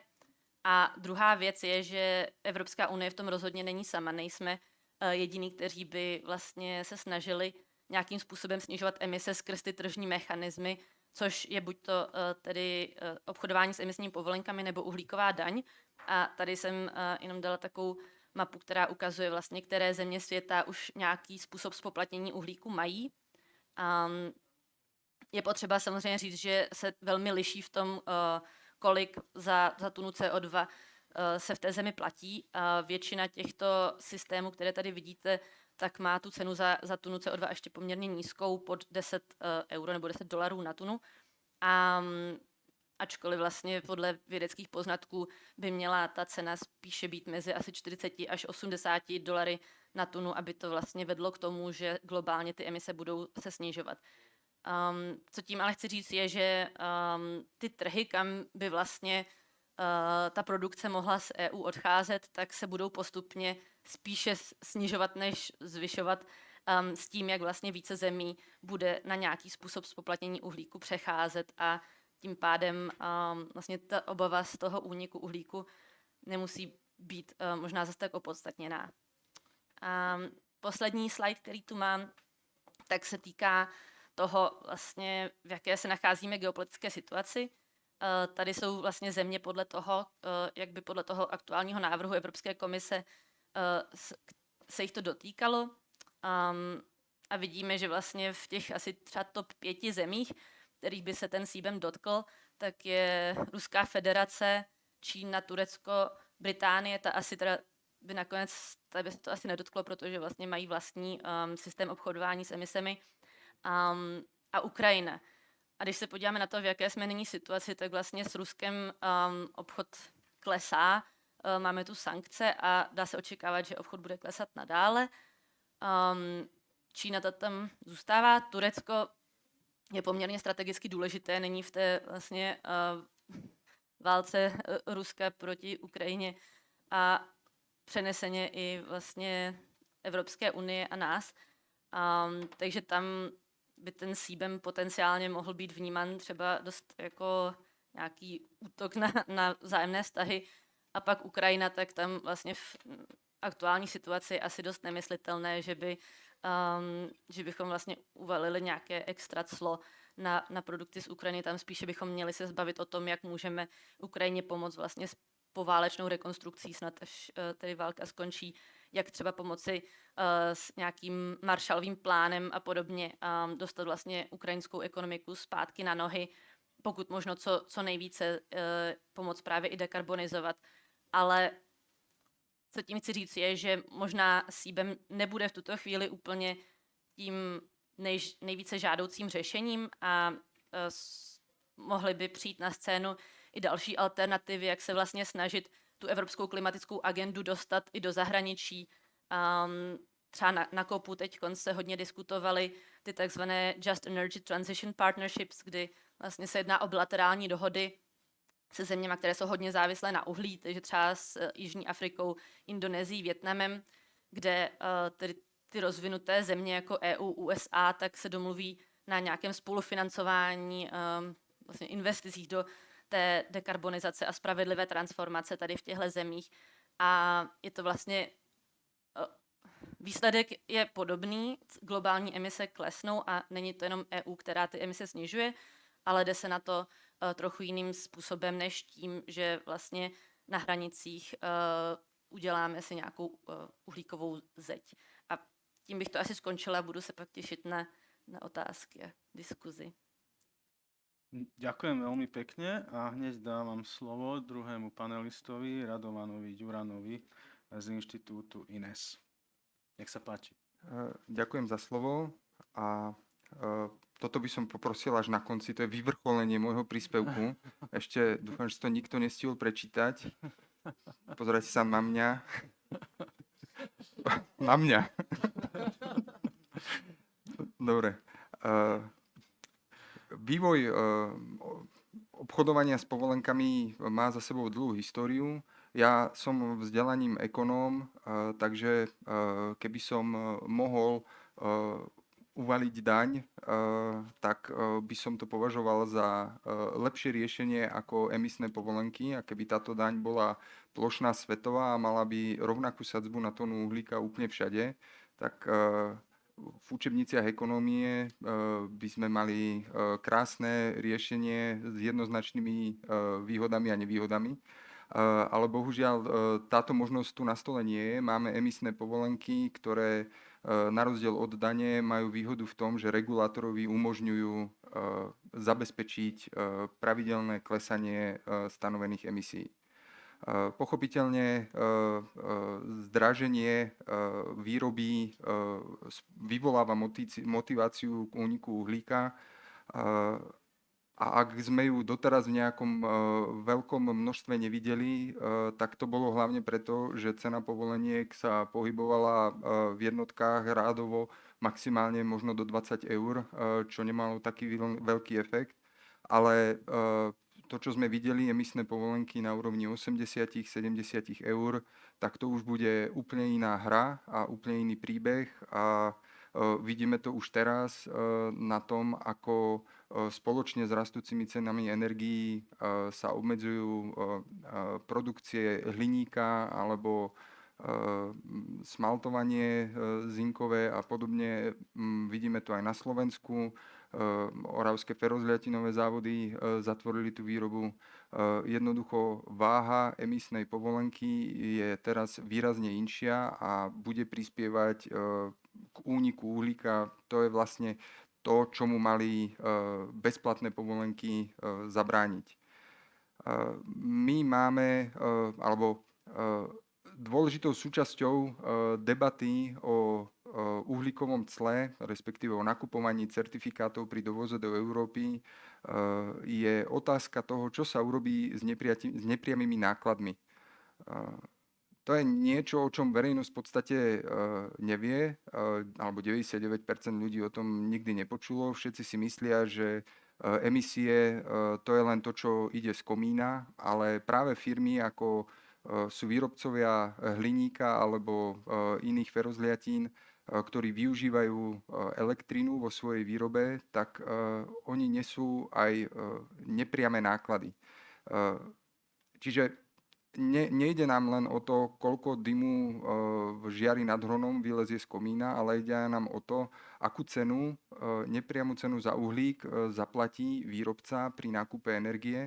A keďže v Európe máme systém stanovovania ceny na základe najvyšších marginálnych nákladov, to znamená, že v Európe cenu určuje buď to uhlie alebo plyn, tak aj slovenský výrobca, ktorý je priamym káblom napojený na jadrovú elektráreň, musí platiť cenu za uhlík. Toto pochopiteľne zvyšuje jeho náklady a to otvára otázku, či by dovozné clo na hraniciach Európskej únie malo obsahovať aj tieto náklady. A v tomto momente sa dostávame k pomerne zložitej diskusii, že či tieto nepriame náklady obsiahnuté alebo emisie uhlíka, ktoré nevyhnutne boli použité pri výrobe hliníka, či ich máme naviazať na priemernú uhlíkovú stopu danej krajiny alebo elektrickej siete, alebo sa budeme pýtať špecificky konkrétnych výrobcov, ste napojení na vodnú elektráreň alebo jadrovú elektráreň alebo na uholnú elektráreň. A to už je pomerne zložitá debata. Priznám sa, mne sa nepodarilo zistiť, aký je aktuálny stav trialógov ohľadom CBAM a kam presne sa posunuli v tejto diskusii o nepriamých nákladoch, pretože tie nepriame náklady do značnej miery rozhodujú aj o budúcnosti priemyslu v Európe, minimálne v krátkom horizonte. Totižto, ak chcete, aby sa priemysel elektrifikoval a zároveň im v cene elektrickej energie dávate cenu uhlíka alebo zvyšujete cenu elektrickej energii o cenu uhlíka, tak pochopiteľne je to menej motivačné, ako keď tam tento náklad nie je. Samotné zavedenie uhlíkového cla bude mať dopad aj na rozvíjajúce sa krajiny a to z jednoduchého dôvodu. Zahraniční investori zo Spojených štátov amerických majú jednoducho uhlíkovo čistejšiu výrobu ako nejaký výrobca povedzme v Mozambiku alebo v juhovýchodnej Ázii a pre týchto výrobcov bude ťažšie dodávať na európsky trh a konkurovať zahraničným výrobcom. Toto je podobný aspekt, ktorý momentálne Európska únia by mohla, ale nerieši na trhu s LNG, kde vlastne svojou tučnou peňaženkou vytláčame z trhu krajiny, ktoré si potom nemôžu dovoliť nakupovať drahý LNG, pretože my sme ochotní zaň zaplatiť veľa, alebo paradoxne motivujeme rozvojové krajiny k úsporám spotrebe elektriny, k redukcii, aby nám aj oni mohli svoj LNG predať. Takže to uhlíkové clo bude mať aj tento aspekt, o ktorom sa nediskutuje a samozrejme dúfame aj v to, alebo Európska únia dúfa v to, že vo Svetovej obchodnej organizácii toto clo nebude napadnuté, pretože napríklad pri tých, keby v tomto cle boli zahrnuté nepriame náklady, tak vo vnútornom obchode v Európskej únii sa nepriame náklady neúčtujú medzi firmami alebo spotrebitelia ich neplatia vždycky, takže z tohto dôvodu by to mohlo byť napadnuté. Uvidíme. Každopádne ja sa obávam, že momentálne v Európskej únii prebieha nekontrolovaný posun alebo snaha tlačiť na rýchle znižovanie emisí bez toho, aby existoval nejaký globálny makropohľad na to, aký to bude mať vlastne dopad na firmy a na priemysel. Pričom každá z legislatív, ktorá sa mení, a teda Fit for 55 ich má zmeniť, myslím, 11, má nejaké svoje dopadové štúdie, ale poznáte to, že, jak sa to vraví, aj 100 kvapiek uhnalo vola, alebo jednoducho, keď príde veľa efektov naraz. A teraz by som poprosil ten môj slajd, teraz prišiel jeho čas. Teraz pozeráme na slajd, na teba, hej. Asi som premeškal svoju chvíľku slávy, tak ja to tak, výborne. Snažil som sa to rozdeliť medzi priame a nepriame náklady a keď si zoberiete všetky tie zmeny, ktoré sa dejú, tak tie firmy okrem toho, že sprísni sa množstvo dostupných emisných povoleniek. Jednoznačne je nastavená trasa v krátkodobom alebo strednodobom horizonte, ktorá bude zvyšovať cenu emisnej povolenky. Zvýšia sa prevádzkové náklady aj priemyslu kvôli tomu, že bude zdanená ich doprava a bude zdanené vykurovanie ich budov. Do systému povoleniek majú vstúpiť aj odpady a pričom celkové množstvo tých povoleniek sa nebude meniť. Takže to bude ďalší tlak na rast ceny povoleniek. Aj priemysel, ktorý využíva suroviny dovezené zo zahraničia, tak ten bude mať vyššie náklady kvôli zavedeniu clu. Ďalšie zvyšovanie podielu obnoviteľných zdrojov v priemyselnej výrobe sa tiež prejaví v zvyšovaní nákladov a rovnako v rámci Fit for 55 sa zvyšuje benchmark toho, čo je momentálne ten benchmark tej aktuálnej technologickej vyspelosti daných firiem. A mohli by sme k tomu ešte pridať aj také administratívne nepriame náklady, ako je napríklad požiadavka na povinné vykazovanie podielu OZE v produktoch, čo sa bude týkať aj priemyselných podnikov. To už je len taký detail. Ale ak sa zoberú všetky tieto zmeny, ktoré sa dejú paralelne vedľa seba, mne sa nepodarilo nájsť štúdiu, ktorá by hodnotila dopad na priemysel viacerých tých efektov naraz, pretože tam dochádza k zmiešavaniu niektorých nákladov a či bude ten CBAM zavedený alebo nie, tak môže sa to prejaviť buď to presunutím výroby do zahraničia, kde takto komplexný prístup stále chýba alebo nie je, alebo jednoducho vyššími cenami na európskom trhu a to sa prejaví pochopiteľne nižším ekonomickým rastom v Európskej únie. A tá pozícia veľkých exportérov, ako sú Spojené štáty americké, sa pochopiteľne potom zlepší. Tým by som ukončil teda tento môj krátky príspevok. Dávam slovo Naspäť moderátorovi. A moderátor, keďže nechce zdržovať, tak poďakuje za doteraz nám ide veľmi dobre dodržavanie tých časových limitov, tak dúfam, že budeme v tom pokračovať a dávam slovo Tomášovi Jungwirtovi Březovskému. Nech sa páči. Mockrát děkuji a dobré odpoledne. Já věřím, že pokračovat v dodržování limitu budu také, už protože nemám připravenou žádnou prezentaci, dokonce ani jeden slide, takže všechno, co teďka řeknu, tak je poměrně jako reaktivní a vychází z toho, co už bylo řečeno a možná se pokusím na začátek tomu dát ještě trošku širší politický rámec. Debata o CBAMu, o uhlíkovém clu, skutečně není oddělitelná od debaty o sociální ceně uhlíku a tím pádem samozřejmě také od debaty o jaksi korektní ceně a fungování systému EU ETS v Evropě.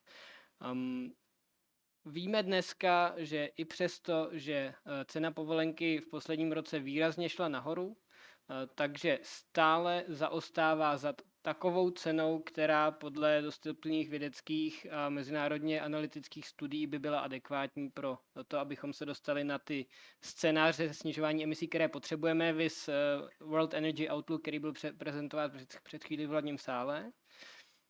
To znamená, je jasné, že Evropská unie podporuje nejenom na svém území, ale i mimo své území carbon pricing mechanisms, prostě způsoby naceňování uhlíku, ať už jakýmkoliv způsobem. A zároveň ale je potřeba říci, že i v tomto roce, kdy ta cena povolenky v rámci systému EU ETS byla skutečně rekordní, tak stále nepřekročila procentuálně, dejme tomu 20% na vyrobené kilowatthodině elektřiny pro spotřebitele.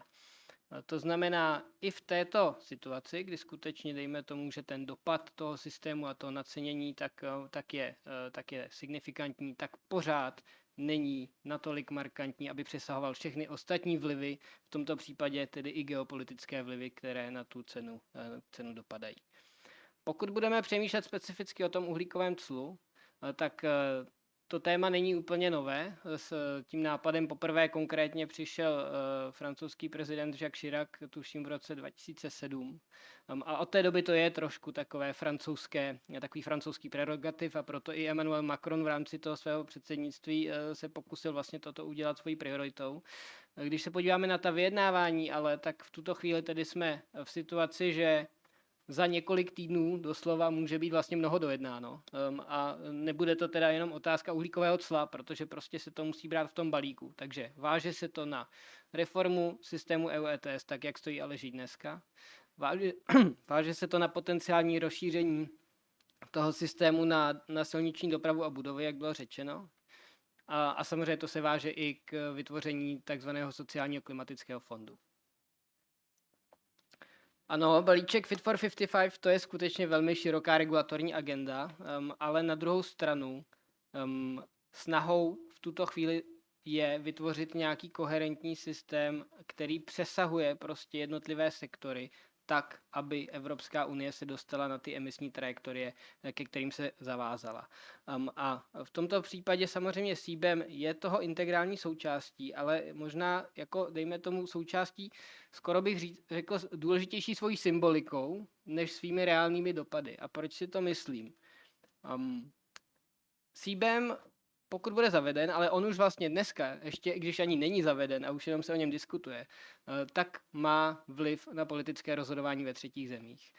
A vlastně ta endgame, když to řeknu takto, tak by měla být, že skutečně ve všech zemích, se kterými Evropa obchoduje, to znamená v důsledku ve všech zemích světa, tak by měly být systémy naceňování emisí uhlíku, ať už tedy emisní povolenky nebo nějaká forma uhlíkové daně, které by byly v podstatě kompatibilní nebo adekvátní nebo srovnatelné s tím systémem evropským. Takže podle mě ten cíl a priori není vytvářet obchodní bariéry, ten cíl ani a priori není trestat evropský průmysl, a k tomu se možná ještě dostaneme, jak je to s těmi volnými alokacemi. Ale ten cíl je vytvářet level playing field, cíl je vytvářet prostě stejné hřiště pro všechny, protože ten CBAM vlastně má dva efekty v tomto smyslu. Jednak motivuje dekarbonizaci průmyslových procesů a procesů výroby elektřiny ve třetích zemích. A druhak podporuje zavádění vlastních systémů, které můžou být tedy, dejme tomu, autonomní nebo navázané na ten evropský, třeba jako ten švýcarský, ale v podstatě ve chvíli, kdy stát vytváří, přijímá takovýto systém, tak bude jaksi vyňat z aplikace tohoto uhlíkového cla. A vidíme, že v tom blízkém sousedství Evropy toto má přímé konkrétní vlastně dopady v rámci toho politického rozhodování, že na západním Balkánu téma zpoplatnění emisí uhlíku je velké politické téma a vlastně už máme tady dneska příklady zemí, které to zavádějí. A stejně tak předpokládám, by se tomu mělo stávat v tom sousedství širším. Samozřejmě ta otázka potom zní, a už to tady bylo vzneseno, jako jak je to s nějakou spravedlností a solidaritou se zeměmi, které třeba nejsou tak vyspělé a bohaté. A to velmi souvisí s otázkou, kam budou mířit výnosy z tohoto uhlíkového cla, která je mimochodem teda součástí toho politického trialogu a podle mě je tam poměrně významná, protože Evropská komise navrhla, že to bude vlastním příjmem rozpočtu Evropské unie. Státy by měly třeba jiný názor, že by to mohl být jejich vlastní příjem, ale možná, že třetí země by si mysleli, že to se má vlastně vracet jim, těm chudým zemím, dejme tomu i v kontextu teďka usnesení COP27, že tedy nějaké kompenzace by tam měly být. Ale upřímně řečeno, ono těch peněz zas nebude tolik, aspoň ne tak, jak je to teďka navrženo. A tím možná teda poslední poznámka a potom skončím, ale navážu na předřečníka.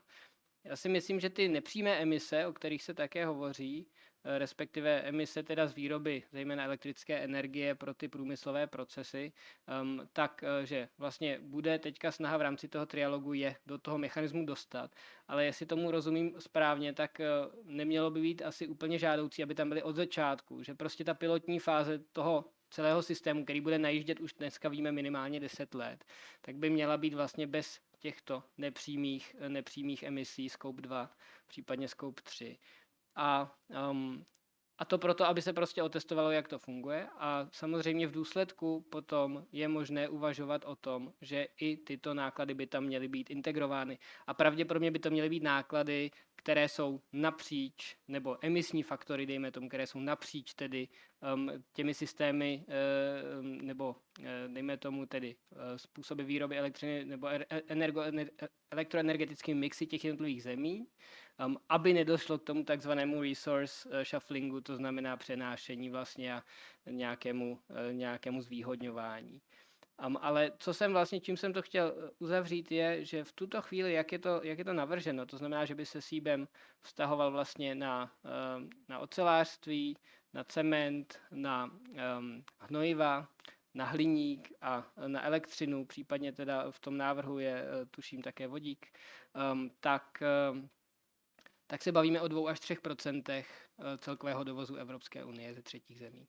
Takže nebavíme se o něčem, co má jakoby v tom celkovém horizontu a záběru charakter revoluční změny.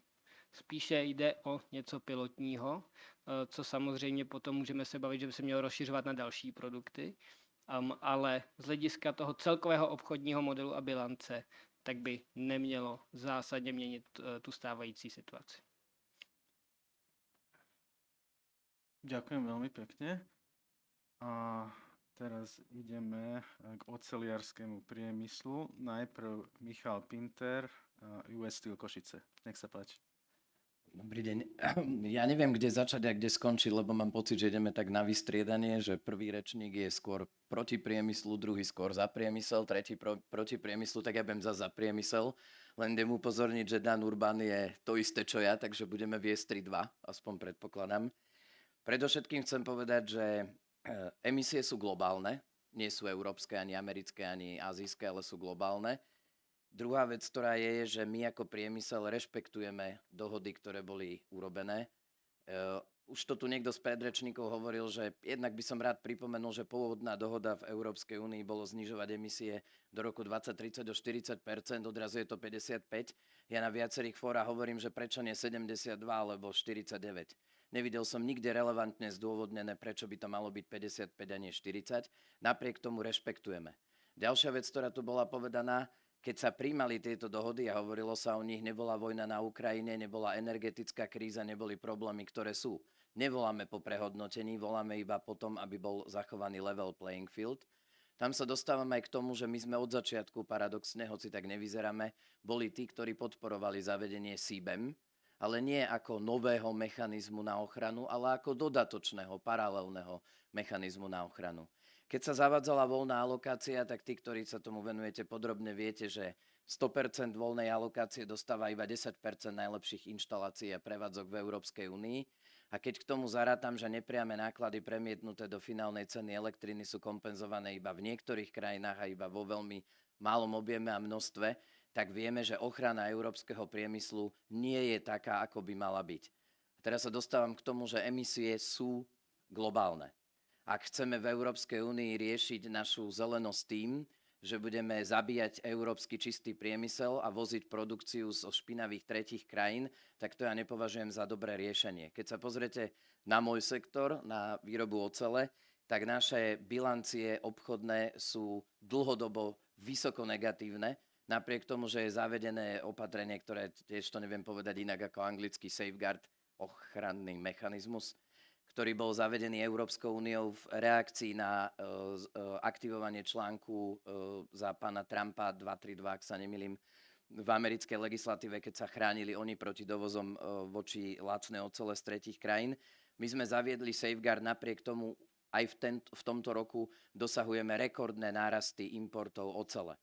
Podotýkam, že to ide o krajiny, prevažne ide o importy z krajín, ktoré nemajú absolútne porovnateľné, či už sociálne, zdravotné alebo klimatické, environmentálne normy, ako máme my v Európskej únii. Preto sme vnímali CBAM ako ten doplnkový mechanizmus popri existujúcemu systému EU ETS a systému bezodplatného prideľovania kvót a kompenzácii nepriamych nákladov, ako ten mechanizmus, ktorý vystuží tú ochranu, ktorá tu bola nastavená, podotýkam za cieľu minus 40 a nie minus 55.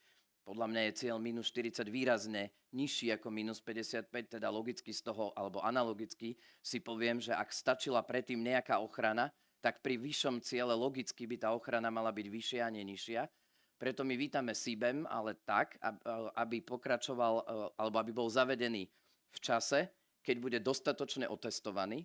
Hovorím tu o tých dovozoch z tretích krajín. Len v prípade ocele sa obchoduje zhruba zo 100, v rámci colného sadzobníka, zhruba so 100 colnými kvótami len v prípade ocele. Čiže mám za to, že ten systém treba najprv otestovať a treba ho otestovať v reálnom živote, nie len nahlasovaním. Treba ho otestovať vtedy, keď už budú importéri nútení platiť za certifikáty, teda v reálnom systéme. A až potom uvažovať o tom, ako budeme znižovať ochranu európskeho priemyslu, ktorý podotýkam, že je čistejší ako ten priemysel mimo Európskej únie. Ďalšia logika, ktorá mne hovorí, je, že cieľom predsa nemá byť niekoho poškodiť, alebo zatratiť, ale cieľom je umožniť európskemu priemyslu dekarbonizovať. Ak sa nemýlim, všetci chceme dekarbonizovať čím skôr, sú tu nastavené ciele. Aký zmysel dáva, keď my platíme dnes za poplatky CO2? Kolegyňa v prvom paneli hovorila, že neplatíme, ja neviem, ale platiť 80 € pri, povedzme, emisiách mojej spoločnosti. Emisie, na ktoré my nedostávame bezodplatnú alokáciu, sú zhruba 6 miliónov tón ročne, krát 80. Tak si vypočítajte, že či neplatíme. Platíme enormné peniaze a nedokážeme ďalej podnikať. Nepriame kompenzácie v prípade našej spoločnosti? Myslíte, že sme dostali miliónové? Môžem vám povedať presné číslo, ale nechcem, ale bolo v desiatkách tisícov eur. Alebo poviem, bolo 150 000 eur. Pri tom, že platím 6 miliónov po, koľko bola cena kvót? 80? Tak je neporovnateľná tá moja ochrana, ktorá je.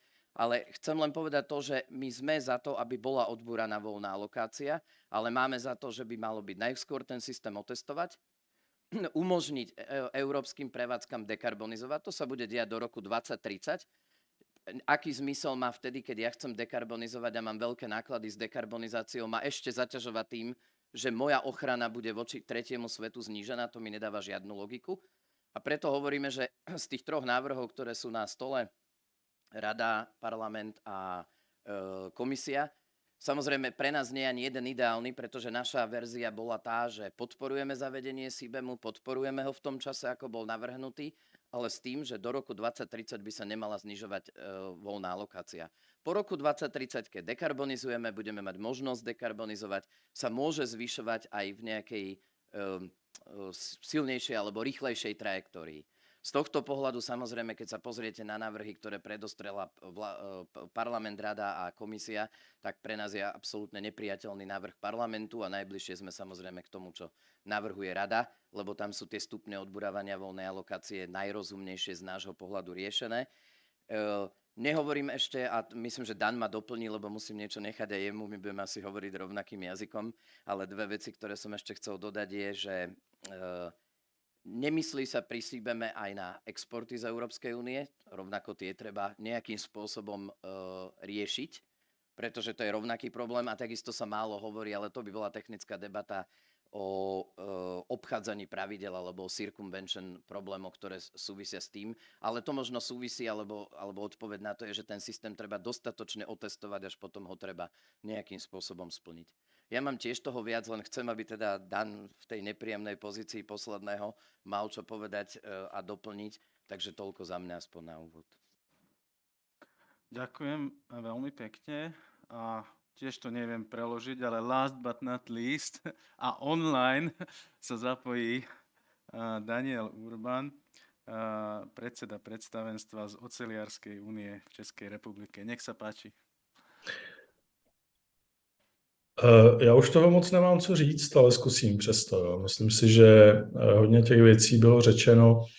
Asi bych začal tím, že nemůžeme říkat, že CBAM je clo, to je zakázané říkat, protože, jak víte, tak my máme problém s tím, že nevíme, jestli CBAM bude nebo nebude kompatibilní s pravidly WTO. A pokud by se o clo jednalo, tak by kompatibilní nebyl.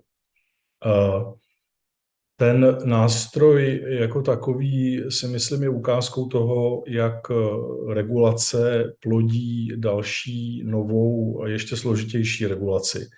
To znamená, že systém EU ETS a evropské klimatické ambice vedly k tomu, že jsme identifikovali problém a to je konkurenceschopnost těch odvětví, který pod sebe mají spadnout. A to, že nemusí přežít tu vlnu klimatické legislativy, která se na ta odvětví valí. Já bych souhlasil s Radovanem v tom, že i pro mě osobně uhlíková daň je mnohem jednodušší, mnohem transparentnější a účinnější řešení. Ale asi všichni víme, že do toho systému EU ETS bylo nainvestováno tolik politického kapitálu, že už se ho prostě nezbavíme. Takže musíme s ním nějakým způsobem žít. Trošku budu reagovat na to, co říkala Kateřina na začátku a vlastně Michal taky o tom mluvil.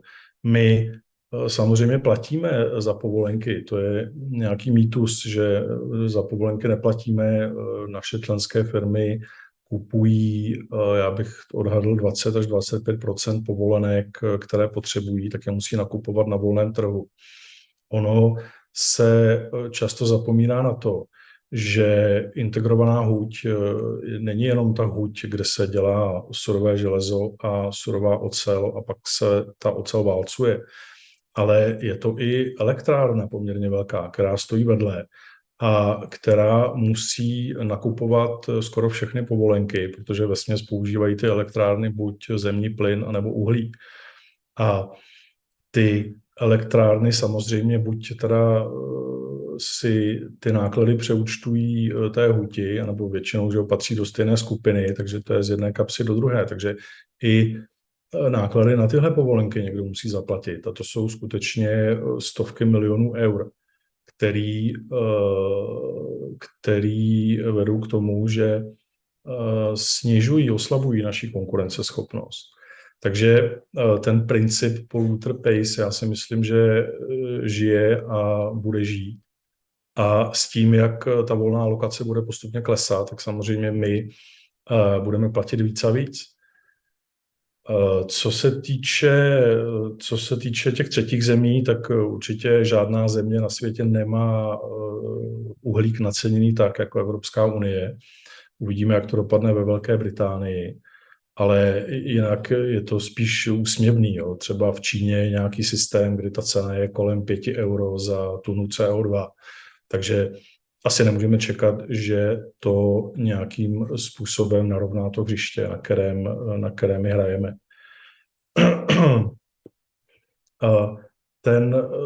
Jak EU ETS, tak CBAM vlastně povedou k jedné věci určitě, a to je, že všechno bude drahý v EU. Jo. Tak to už vidíme teď.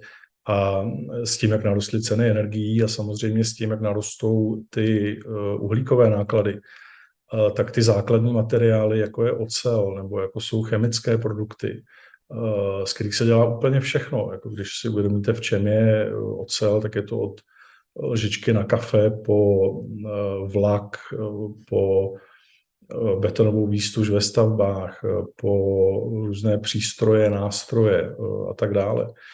Takže to všechno logicky bude dražší. My se trošku bojíme, a Michal o tom mluvil, ještě někdo myslím, my se trošku bojíme toho, že ti producenti ze třetích zemí budou ten systém obcházet. To znamená, že nějakým způsobem buď například do Evropy budou prodávat výrobky ze své nejkrásnější a nejekologičtější fabriky, zatímco ty výrobky z těch slabších a ekologicky horších závodů budou prodávat na svém domácím trhu nebo někde v Africe. A nebo samozřejmě pro velké výrobce třeba z Číny nebude problém si myslím ty náklady absorbovat, protože pokud vyrobíte 80 milionů tun oceli, z čehož 5 dodáte do EU, no tak ty náklady extra logicky snadno rozložíte na tu celou výrobu, což samozřejmě ti evropští výrobci nebudou schopni udělat. Poslední věc, kterou zmíním, je ten export. Evropa vyváží asi 20% produkce oceli. Jenom pro představu, třeba český vývoz do třetích zemí mimo EU je asi 10 miliard korun ročně. Jo, a to jsou výrobky s vysokou přidanou hodnotou, ať už to jsou třeba trubky na těžbu ropy nebo plynu, kolejnice, věci do automotiv a tak podobně. Pokud ten CBAM nezahrne nějaké exportní řešení, no tak já se obávám, že těch 20% výroby a ty desítky tisíc pracovních míst prostě zaniknou, protože my nebudeme konkurenceschopní na těch třetích trzích. Jo, budeme se jenom dívat, jak Spojené státy a asijské země, Brazílie, Rusové a další ty trhy velmi pohodlně zaberou a nám zbydou jenom oči pro pláč. Takže abych to shrnul, My jsme skeptičtí k tomu, jak to bude fungovat. Určitě chceme, aby bylo dlouhé přechodové období, kdy budeme sledovat společně s komisí, jak to funguje, jaký dopad to má na výrobu v Evropě a hlavně na zahraniční obchod, jo, na dovoz do EU i na vývozy. A teprve potom s klidným svědomím dokážeme říct, že CBAM je asi dobrý nápad a že bychom ho teda měli spustit na ostro.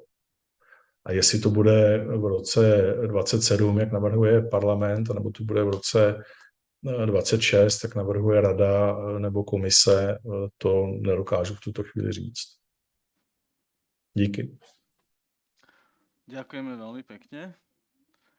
A teraz môžeme ísť do druhej fázy, kde ja by som využil možnosť dať nejaké upresňujúce otázky, ale zároveň by ste mohli reagovať aj navzájom na to, čo odznelo. A prosím, každý môže zobrať hoci ktorú otázku, keď chce odpovedať. Takže možno by som začal to od konca a reagoval na názory priemyselných odvetví, lebo som sa chcel spýtať, že čo by povedal priemysel, keď by došlo naozaj k presadeniu nejakému kompromisnému návrhu, povedzme, niekde medzi tým parlamentom a medzi tou radou, čo ste spomínali, a teda podľa pôvodných plánov by boli eliminované tie voľne udeľované kvóty. Čiže čo si viete predstaviť ako nejakú náhradnú kompenzáciu alebo nejakú štátnu pomoc? A ako mám rozumieť možno aj tomu, že nejaké exportné riešenie, že čo si viete predstaviť aj pod tým exportným riešením? Čiže nejaká alternatíva, že keď to schvália, lebo to odhodlanie vyzerá byť dosť veľké, tak čo by ste akceptovali? Čo by bolo pre vás akceptovateľné ako nejaká alternatíva pomoci v tom prípade?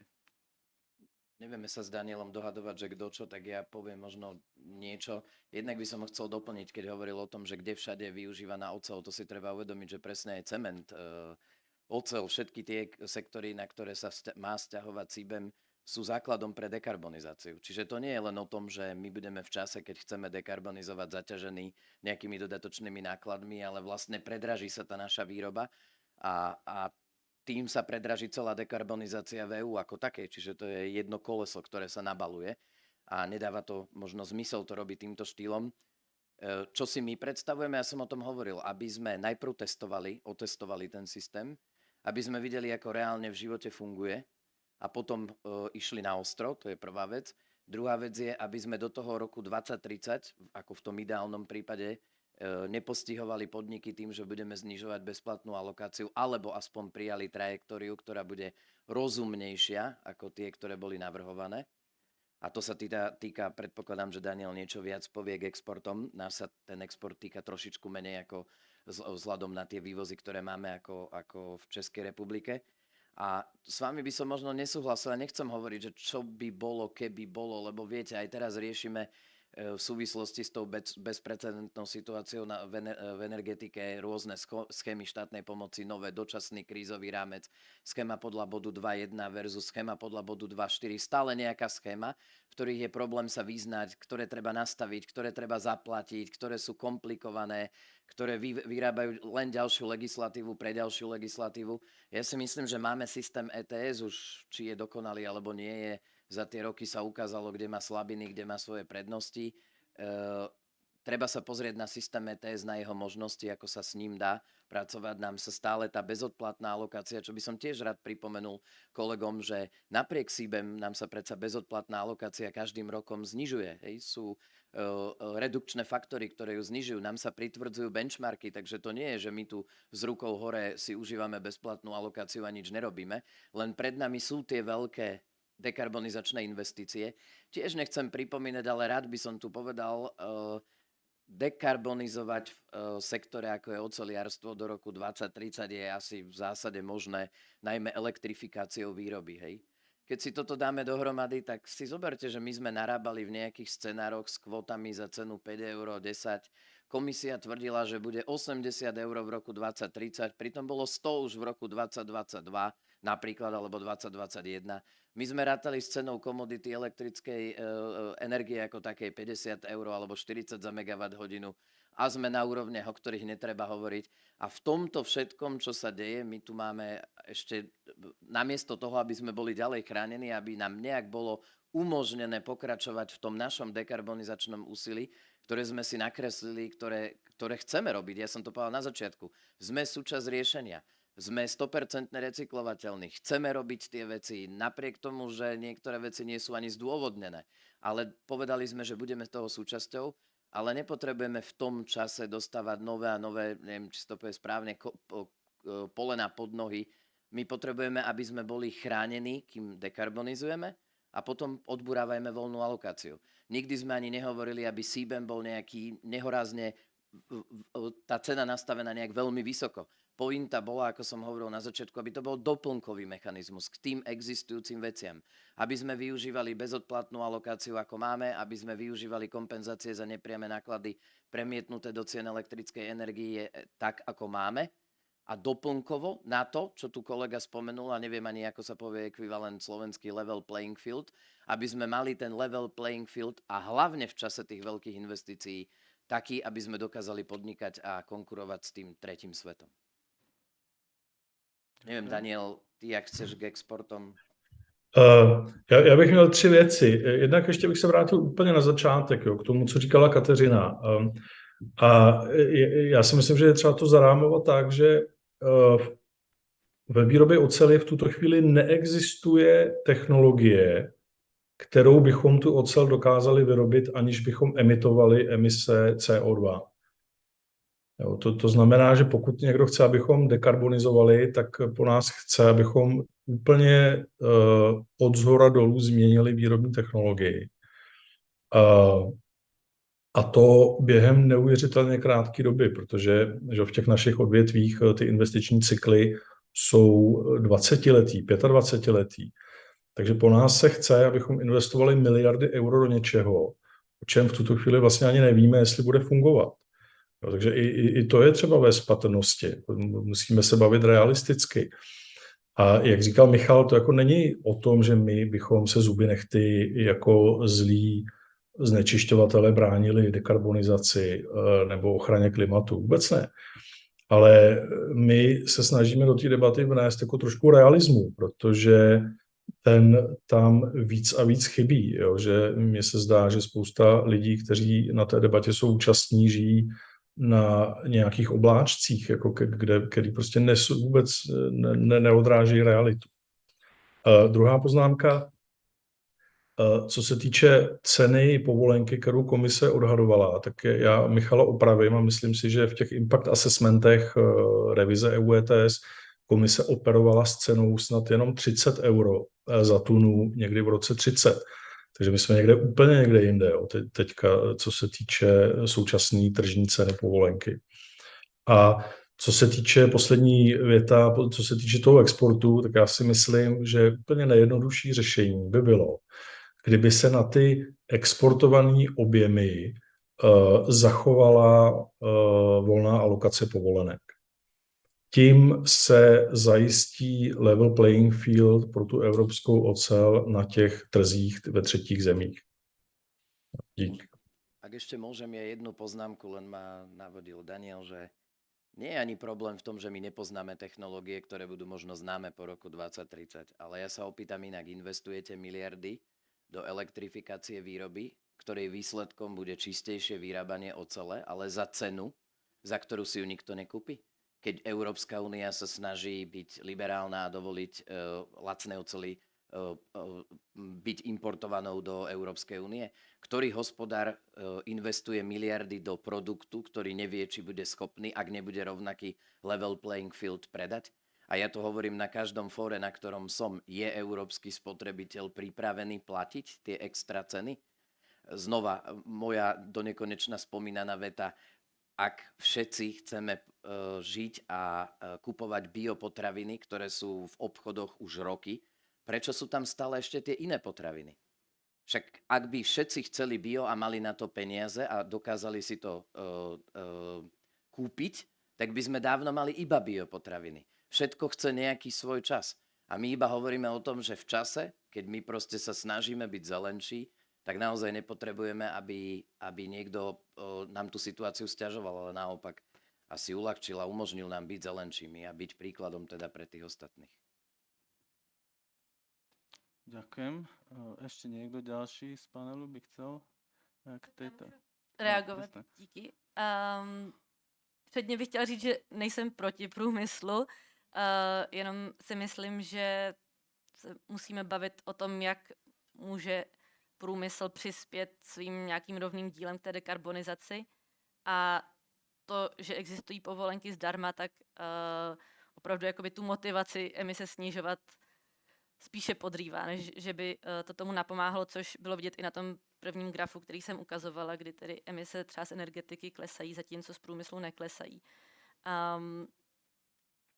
Co jsem ještě chtěla říct, vy jste zmiňovali ten dlouhý investiční cyklus a to, že nemáte čas se na ty změny připravit. Na druhou stranu ETS tady je už od roku 2005. Vědělo se, že jakoby ty povolenky zdarma jsou, nebo aspoň měly být dočasné, měly se postupně phase-outovat, takže ten čas na přípravu tam si myslím byl a i dneska vlastně nikdo nemluví o tom, že by se vyřadili ze dne na den, ale jak tady už bylo zmíněno, vlastně i ten návrh toho Evropského parlamentu počítá s tím, že by byly phase-outovány v roce 2032, pokud se nemýlim, tak by vlastně došlo k tomu, že by byly na nule a nahradil by je ten CBAM, což si myslím, že je vlastně docela jako rozumná trajektorie časová.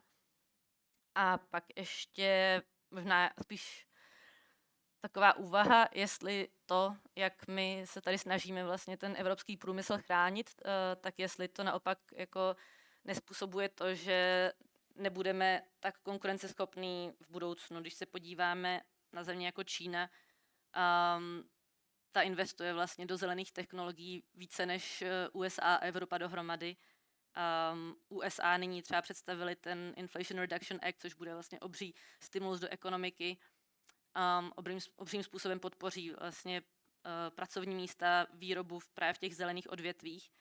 Myslím si, že teď jako tady se snažit říkat, že jak ještě můžeme dál ochránit náš evropský průmysl, tak to jako je špatný přístup a spíš bychom se měli dívat na to, jak můžeme tedy inovovat co nejvíc a udržet si tu konkurenceschopnost i ve světě, kde vlastně ta cena uhlíku a nějaká ta poptávka po zelených řešeních bude stále větší a větší a to je, myslím si, fakt a s tím asi nikdo z nás tady nic neudělá, takže já bych spíš tu otázku položila tak, jak může tedy evropský průmysl nejlépe se připravit na tu novou realitu, než to, jak může ještě prodlužovat vlastně to období, kdy emituje emise a část z těch emisí vlastně nemusí platit, protože ve výsledku opravdu ten ETS systém je k tomu, aby internalizoval negativní externality, že kdokoliv, kdo svojí aktivitou produkuje emise, tak přispívá klimatické změně, na kterou doplácíme my všichni.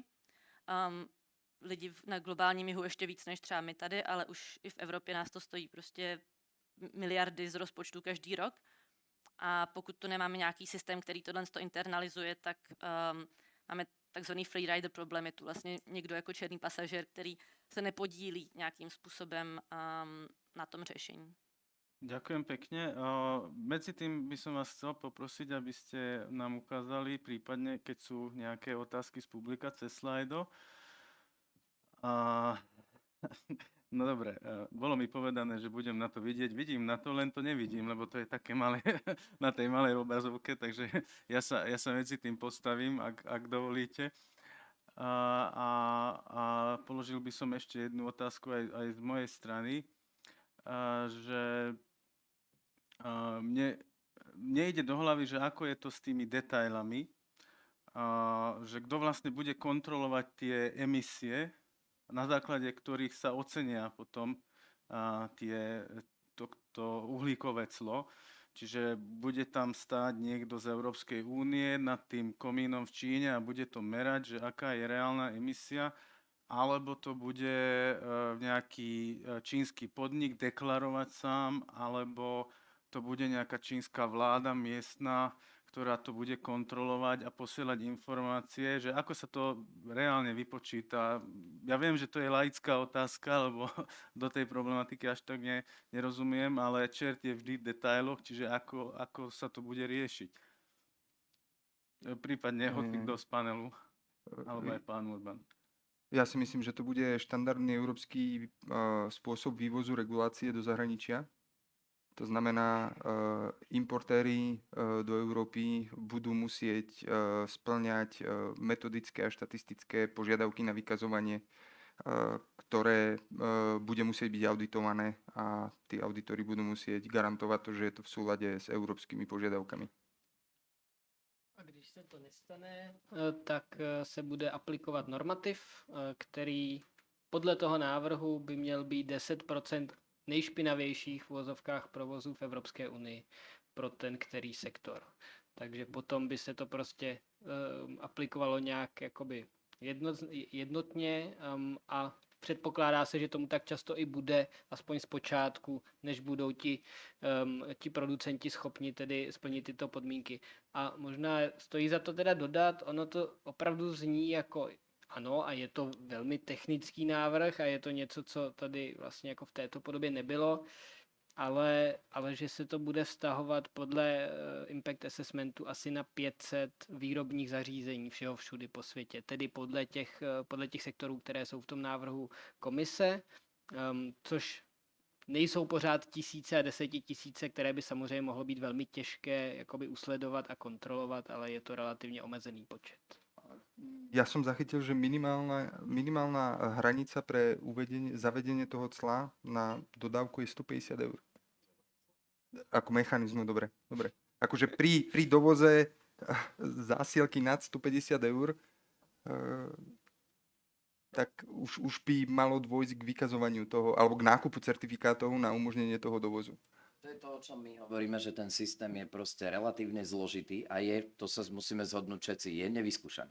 Je to novinka. Nikto to neotestoval, nikto to nevyskúšal. Testujeme to v čase, keď je to len na papieri, nie v reálnom živote.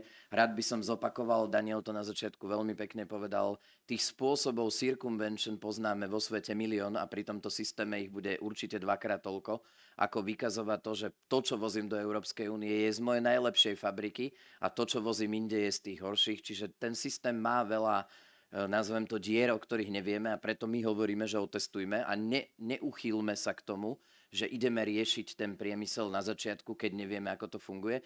A tam chcem aj kolegyni odpovedať. Daniel to tu hovoril, 30% zhruba nákladov na emisné kvóty nemáme z voľných povoleniek a 30% nákladov sú obrovské sumy a tie treba rozložiť na našu produkciu. Pri sume 80 až 100 eur, čo sa platí za povolenky, je to reálny náklad pri emisnej náročnosti v EU niekde na úrovni do 2 tón CO2 na tonu ocele, ktorý my platíme a tretí svet neplatí. A dodám jedno, a na to vám ja nebudem odpovedať, na to sa pýtal parlament dvakrát komisie. Ak mám stálu spotrebu v Európskej únii, tá sa mi nemení. A nahradím ju tak, že svoj priemysel, ktorý je čistejší, pošlem tudy tam. A tých príkladov vy ste hovorila, že nie sú. Ja viem o investíciách, ktoré mali byť v Európskej únii a nie sú. Hej? Napríklad DRI plant Westalpine je v Spojených štátoch a mohol byť v Európskej únii. A je to hudba budúcnosti, lebo bez Directly Reduced Iron Pellet sa nepohneme ďalej v tom. A mohlo to byť tu a nie je to tu. A keď sa na to takto pozriem, tak si proste jednoducho poviem, že ak chceme mať ako Európania tú istú spotrebu a vykrývať ju tými špinavšími výrobkami, ale hovoriť si, že my sme znížili emisie, tak to pre mňa nie je zelená politika. To je pre mňa cesta do pekla. Pretože ak som ochotný znížiť svoju spotrebu, ak som ochotný zaplatiť za zelený výrobok viac, ak som ochotný povedať, áno, ja si ten priemysel postrážim, lebo mi dáva tie pracovné miesta a on ma platí a ja budem nakupovať ten výrobok, lebo je čistejší, potom OK. Nemám s tým problém. Ale máte pocit, že to tak je? Ja ten pocit nemám. A pokiaľ my tu chceme v úvodzovkách, lebo my sme, keď sa tu bavíme o slovičkách, ako ich prekladať, vždycky som sa bavil nad tým, že ako preložíte carbon leakage, únik uhlíka, to neznamená nič.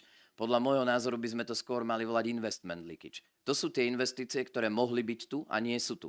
To sú tie pracovné miesta, ktoré mohli byť v Európe a nie sú v Európe. Všetci odchádzajú. A to je presne to, čo sa ja tu snažím povedať od začiatku s Danielom a tu nám kolega z Inesu dosť pomáha, že treba sa na to pozrieť, čo je ekonomicky možné. To nie je o tom, že my to nechceme. Ale nemôžem riešiť, aby ste vy zabehla nejaký beh lepšie ako najlepší šprinter v histórii. Proste musím sa pozrieť na to, čo je technicky realizovateľné a ekonomicky možné. To je všetko, čo chceme. Viete všetci, tu je na mňa už tá otázka, ktorú som nechcel dostať a ja ju prečítať, bohužiaľ viem, že ako je to s investíciou do oblúkových pecí v Košiciach a čo sú hlavné prekažky, aby ste túto investíciu zrealizovali. To je presne to, o čom hovorím. Pardon. Ak dovolíte, skočím do toho iba na dovysvetlenie pre tlmočenie, že to je tá investícia, ktorá už bola spomenutá, kde prechádzate vlastne, alebo plánujete prechod od uhlia na elektrické pece. Ale nech sa páči, nechcem som... Prechod od kyslíkových pecí na elektrické pece, ktoré, tak ako som hovoril, že sú tou konvenčno-inovatívnou metódou, ktorá je momentálne k dispozícii a možno po roku 2030, viete, lebo aj tak o tom nehovoríme, my sa vieme, Daniel to tuším spomínal, dostať niekde s tými technológiami, ktoré sú tu dnes, ale nevieme sa dostať na nulu. Na to ešte musia byť technológie, ktoré nie sú, ktoré budú tam niekedy v budúcnosti. A na to, aby sme sa dostali na tých minus 55 a potenciálne aj naviac, ja s vami tiež nemôžem súhlasiť, my sme v oblasti tej tradičnej výroby, storočnej, kyslíkových peciach, robili všetky možné technologické vylepšenia, ktoré existujú, ale oni majú nejaký technický limit. A tá ďalšia cesta sú tie elektrické oblúkové pece, hej. To je ten systém, keď vieme byť čistejší. Tam sa v tej otázke druhej časti pýtajú, aké sú prekažky. Aké sú prekažky? Cena elektrickej energie. Stále neexistujúca podpora na to. CBAM, keď sa zavedie v tejto podobe. Neexistujúci level playing field. To sú všetky tie veci, o ktorých hovoríme. To sú tie prekažky. My to chceme urobiť, ale potrebujeme na to nejaké podmienky. Ďalšia prekažka, o ktorej hovoríme málo, a tu sme už spomínali, je ochota európskeho spotrebiteľa a akceptovať zelený trh so zelenými výrobkami. Lebo budú drahšie, to dúfam nikto nespochybňuje. Existujú tu nejaké špeciálne pravidlá preto, aby oceľ, aj to poviem príklad, spomínala ste rekonštrukciu Ukrajiny, hej? A teraz ako oceľou? Lacnejšou alebo zelenou z Európy? Nastavuje možno otázky, ktoré sú citlivé, ale naozaj bude chcieť Ukrajina akceptovať, povedzme, zelenú oceľ drahšiu z Európskej únie alebo lacnejšiu od inakadiaľ. To je veľa otázok. Ja nehovorím, že mám odpovede. Len sa snažím povedať, že nie je to jednoduchá situácia a tak, ako hovoril Daniel, nedá sa na to pozerať z oblačíku. Ďakujem pekne. Chce ešte niekto na túto otázku reagovať? Já bych ještě dvě čísla si... Mám, ale mali sme tam ešte aj ďalšiu otázku. Můžu jenom doplnit Michala dvě čísla. Jo? Ty obloukové pece, ta technologie funguje, to známe, ale oni emitují CO2, jo? I když je to mnohem méně. Ale ne každý typ oceli lze vyrobit v těch obloukových pecích, takže my potřebujeme zachovat i tu primární výrobu skrze ty kyslíkové konvertory, do nějaké míry aspoň. Abychom mohli provozovat obloukové pece, potřebujeme hodně elektřiny. Třeba v České republice ta elektřina není dovedená do těch hutí. To znamená, že je třeba posílit energetickou infrastrukturu. Dobře víte, jak dlouho ty liniové stavby trvají. A v Česku, když se zeptáte provozovatele přenosové soustavy, za jak dlouho postaví 18 kilometrů vedení z Nošovic do hutě v Ostravě, tak jejich odhad je 10 let. Jo, takže to nejsou věci, které lze udělat za rok, za 2, za 3. A ještě poslední reakce. My jsme samozřejmě v ETS dlouho, my jsme věděli, že ETS existuje a že ETS nás jako časem donutí dekarbonizovat. Ale zase berte to pohledem naším, kdy cena povolenky že dlouho oscilovala někde kolem 5 euro, což ten motivační prvek moc nemělo. A pak během roku 2 ta cena vyletěla. A jak jsem říkal, ty investiční horizonty jsou strašně dlouhý, takže my jsme jako zaoceánský parník, jako nám trvá dlouho, než se přesměrujeme. Ne, že bychom nechtěli, ale prostě ta trajektorie byla nějak daná, tak teď jdeme na jinou ale bude trvat určitě déle než 5 nebo 10 let, než na tu novou trajektorii najedem. Děkuji. Ďakujem pekne a ešte jedna otázka tam bola, ak si dobre pamätám, znela tak, že bude sa uplatňovať ten mechanizmus, CBAM mechanizmus, aj na dovozy z krajín v nejakom preferenčnom režime z hľadiska Európskej únie. A tam bolo napísané aj to, že myslí tým EBA, čiže Everything but Arms. Čiže to sa vzťahuje na krajiny, ktoré majú nejaký preferenčný režim obchodovania s Európskou úniou. Nech sa páči, chce sa k tomu niekto vyjadriť?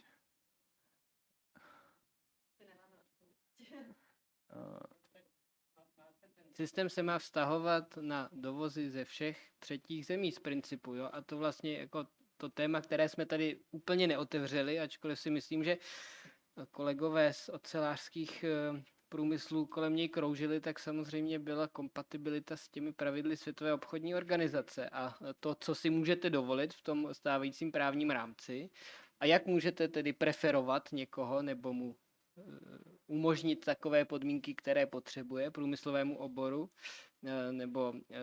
nebo jiné části ekonomiky, aniž byste se dostali do rozporu. A to samozřejmě se týká i otázky, na koho má tedy dopadat tento systém, protože pokud by Evropská unie kohokoliv, jakoukoliv třetí zemi vlastně měla a priori z toho vyloučit nebo vyjmout, tak samozřejmě to může být napadnuto jako preferential treatment, který není opodstatněný. A samozřejmě to může být problém. Takže mnohem čistší přístup by byl, že Evropská unie prostě bude ty výnosy recyklovat. To znamená, pokud si řekne, že třeba Mozambik, který tady byl dokonce už zmíněn jako významný dovozce nebo vývozce hliníku do Evropské unie, pro nějž to dělá zároveň významnou část HDP, by byl vlastně nepřiměřeně zasažen tímto nástrojem a jeho zavedením. Takže prostě ty příjmy nebo výnosy, které z toho budou, tak potom Evropská unie bude prostě do té země vracet, místo aby se snažila vlastně právně jej vyjmout.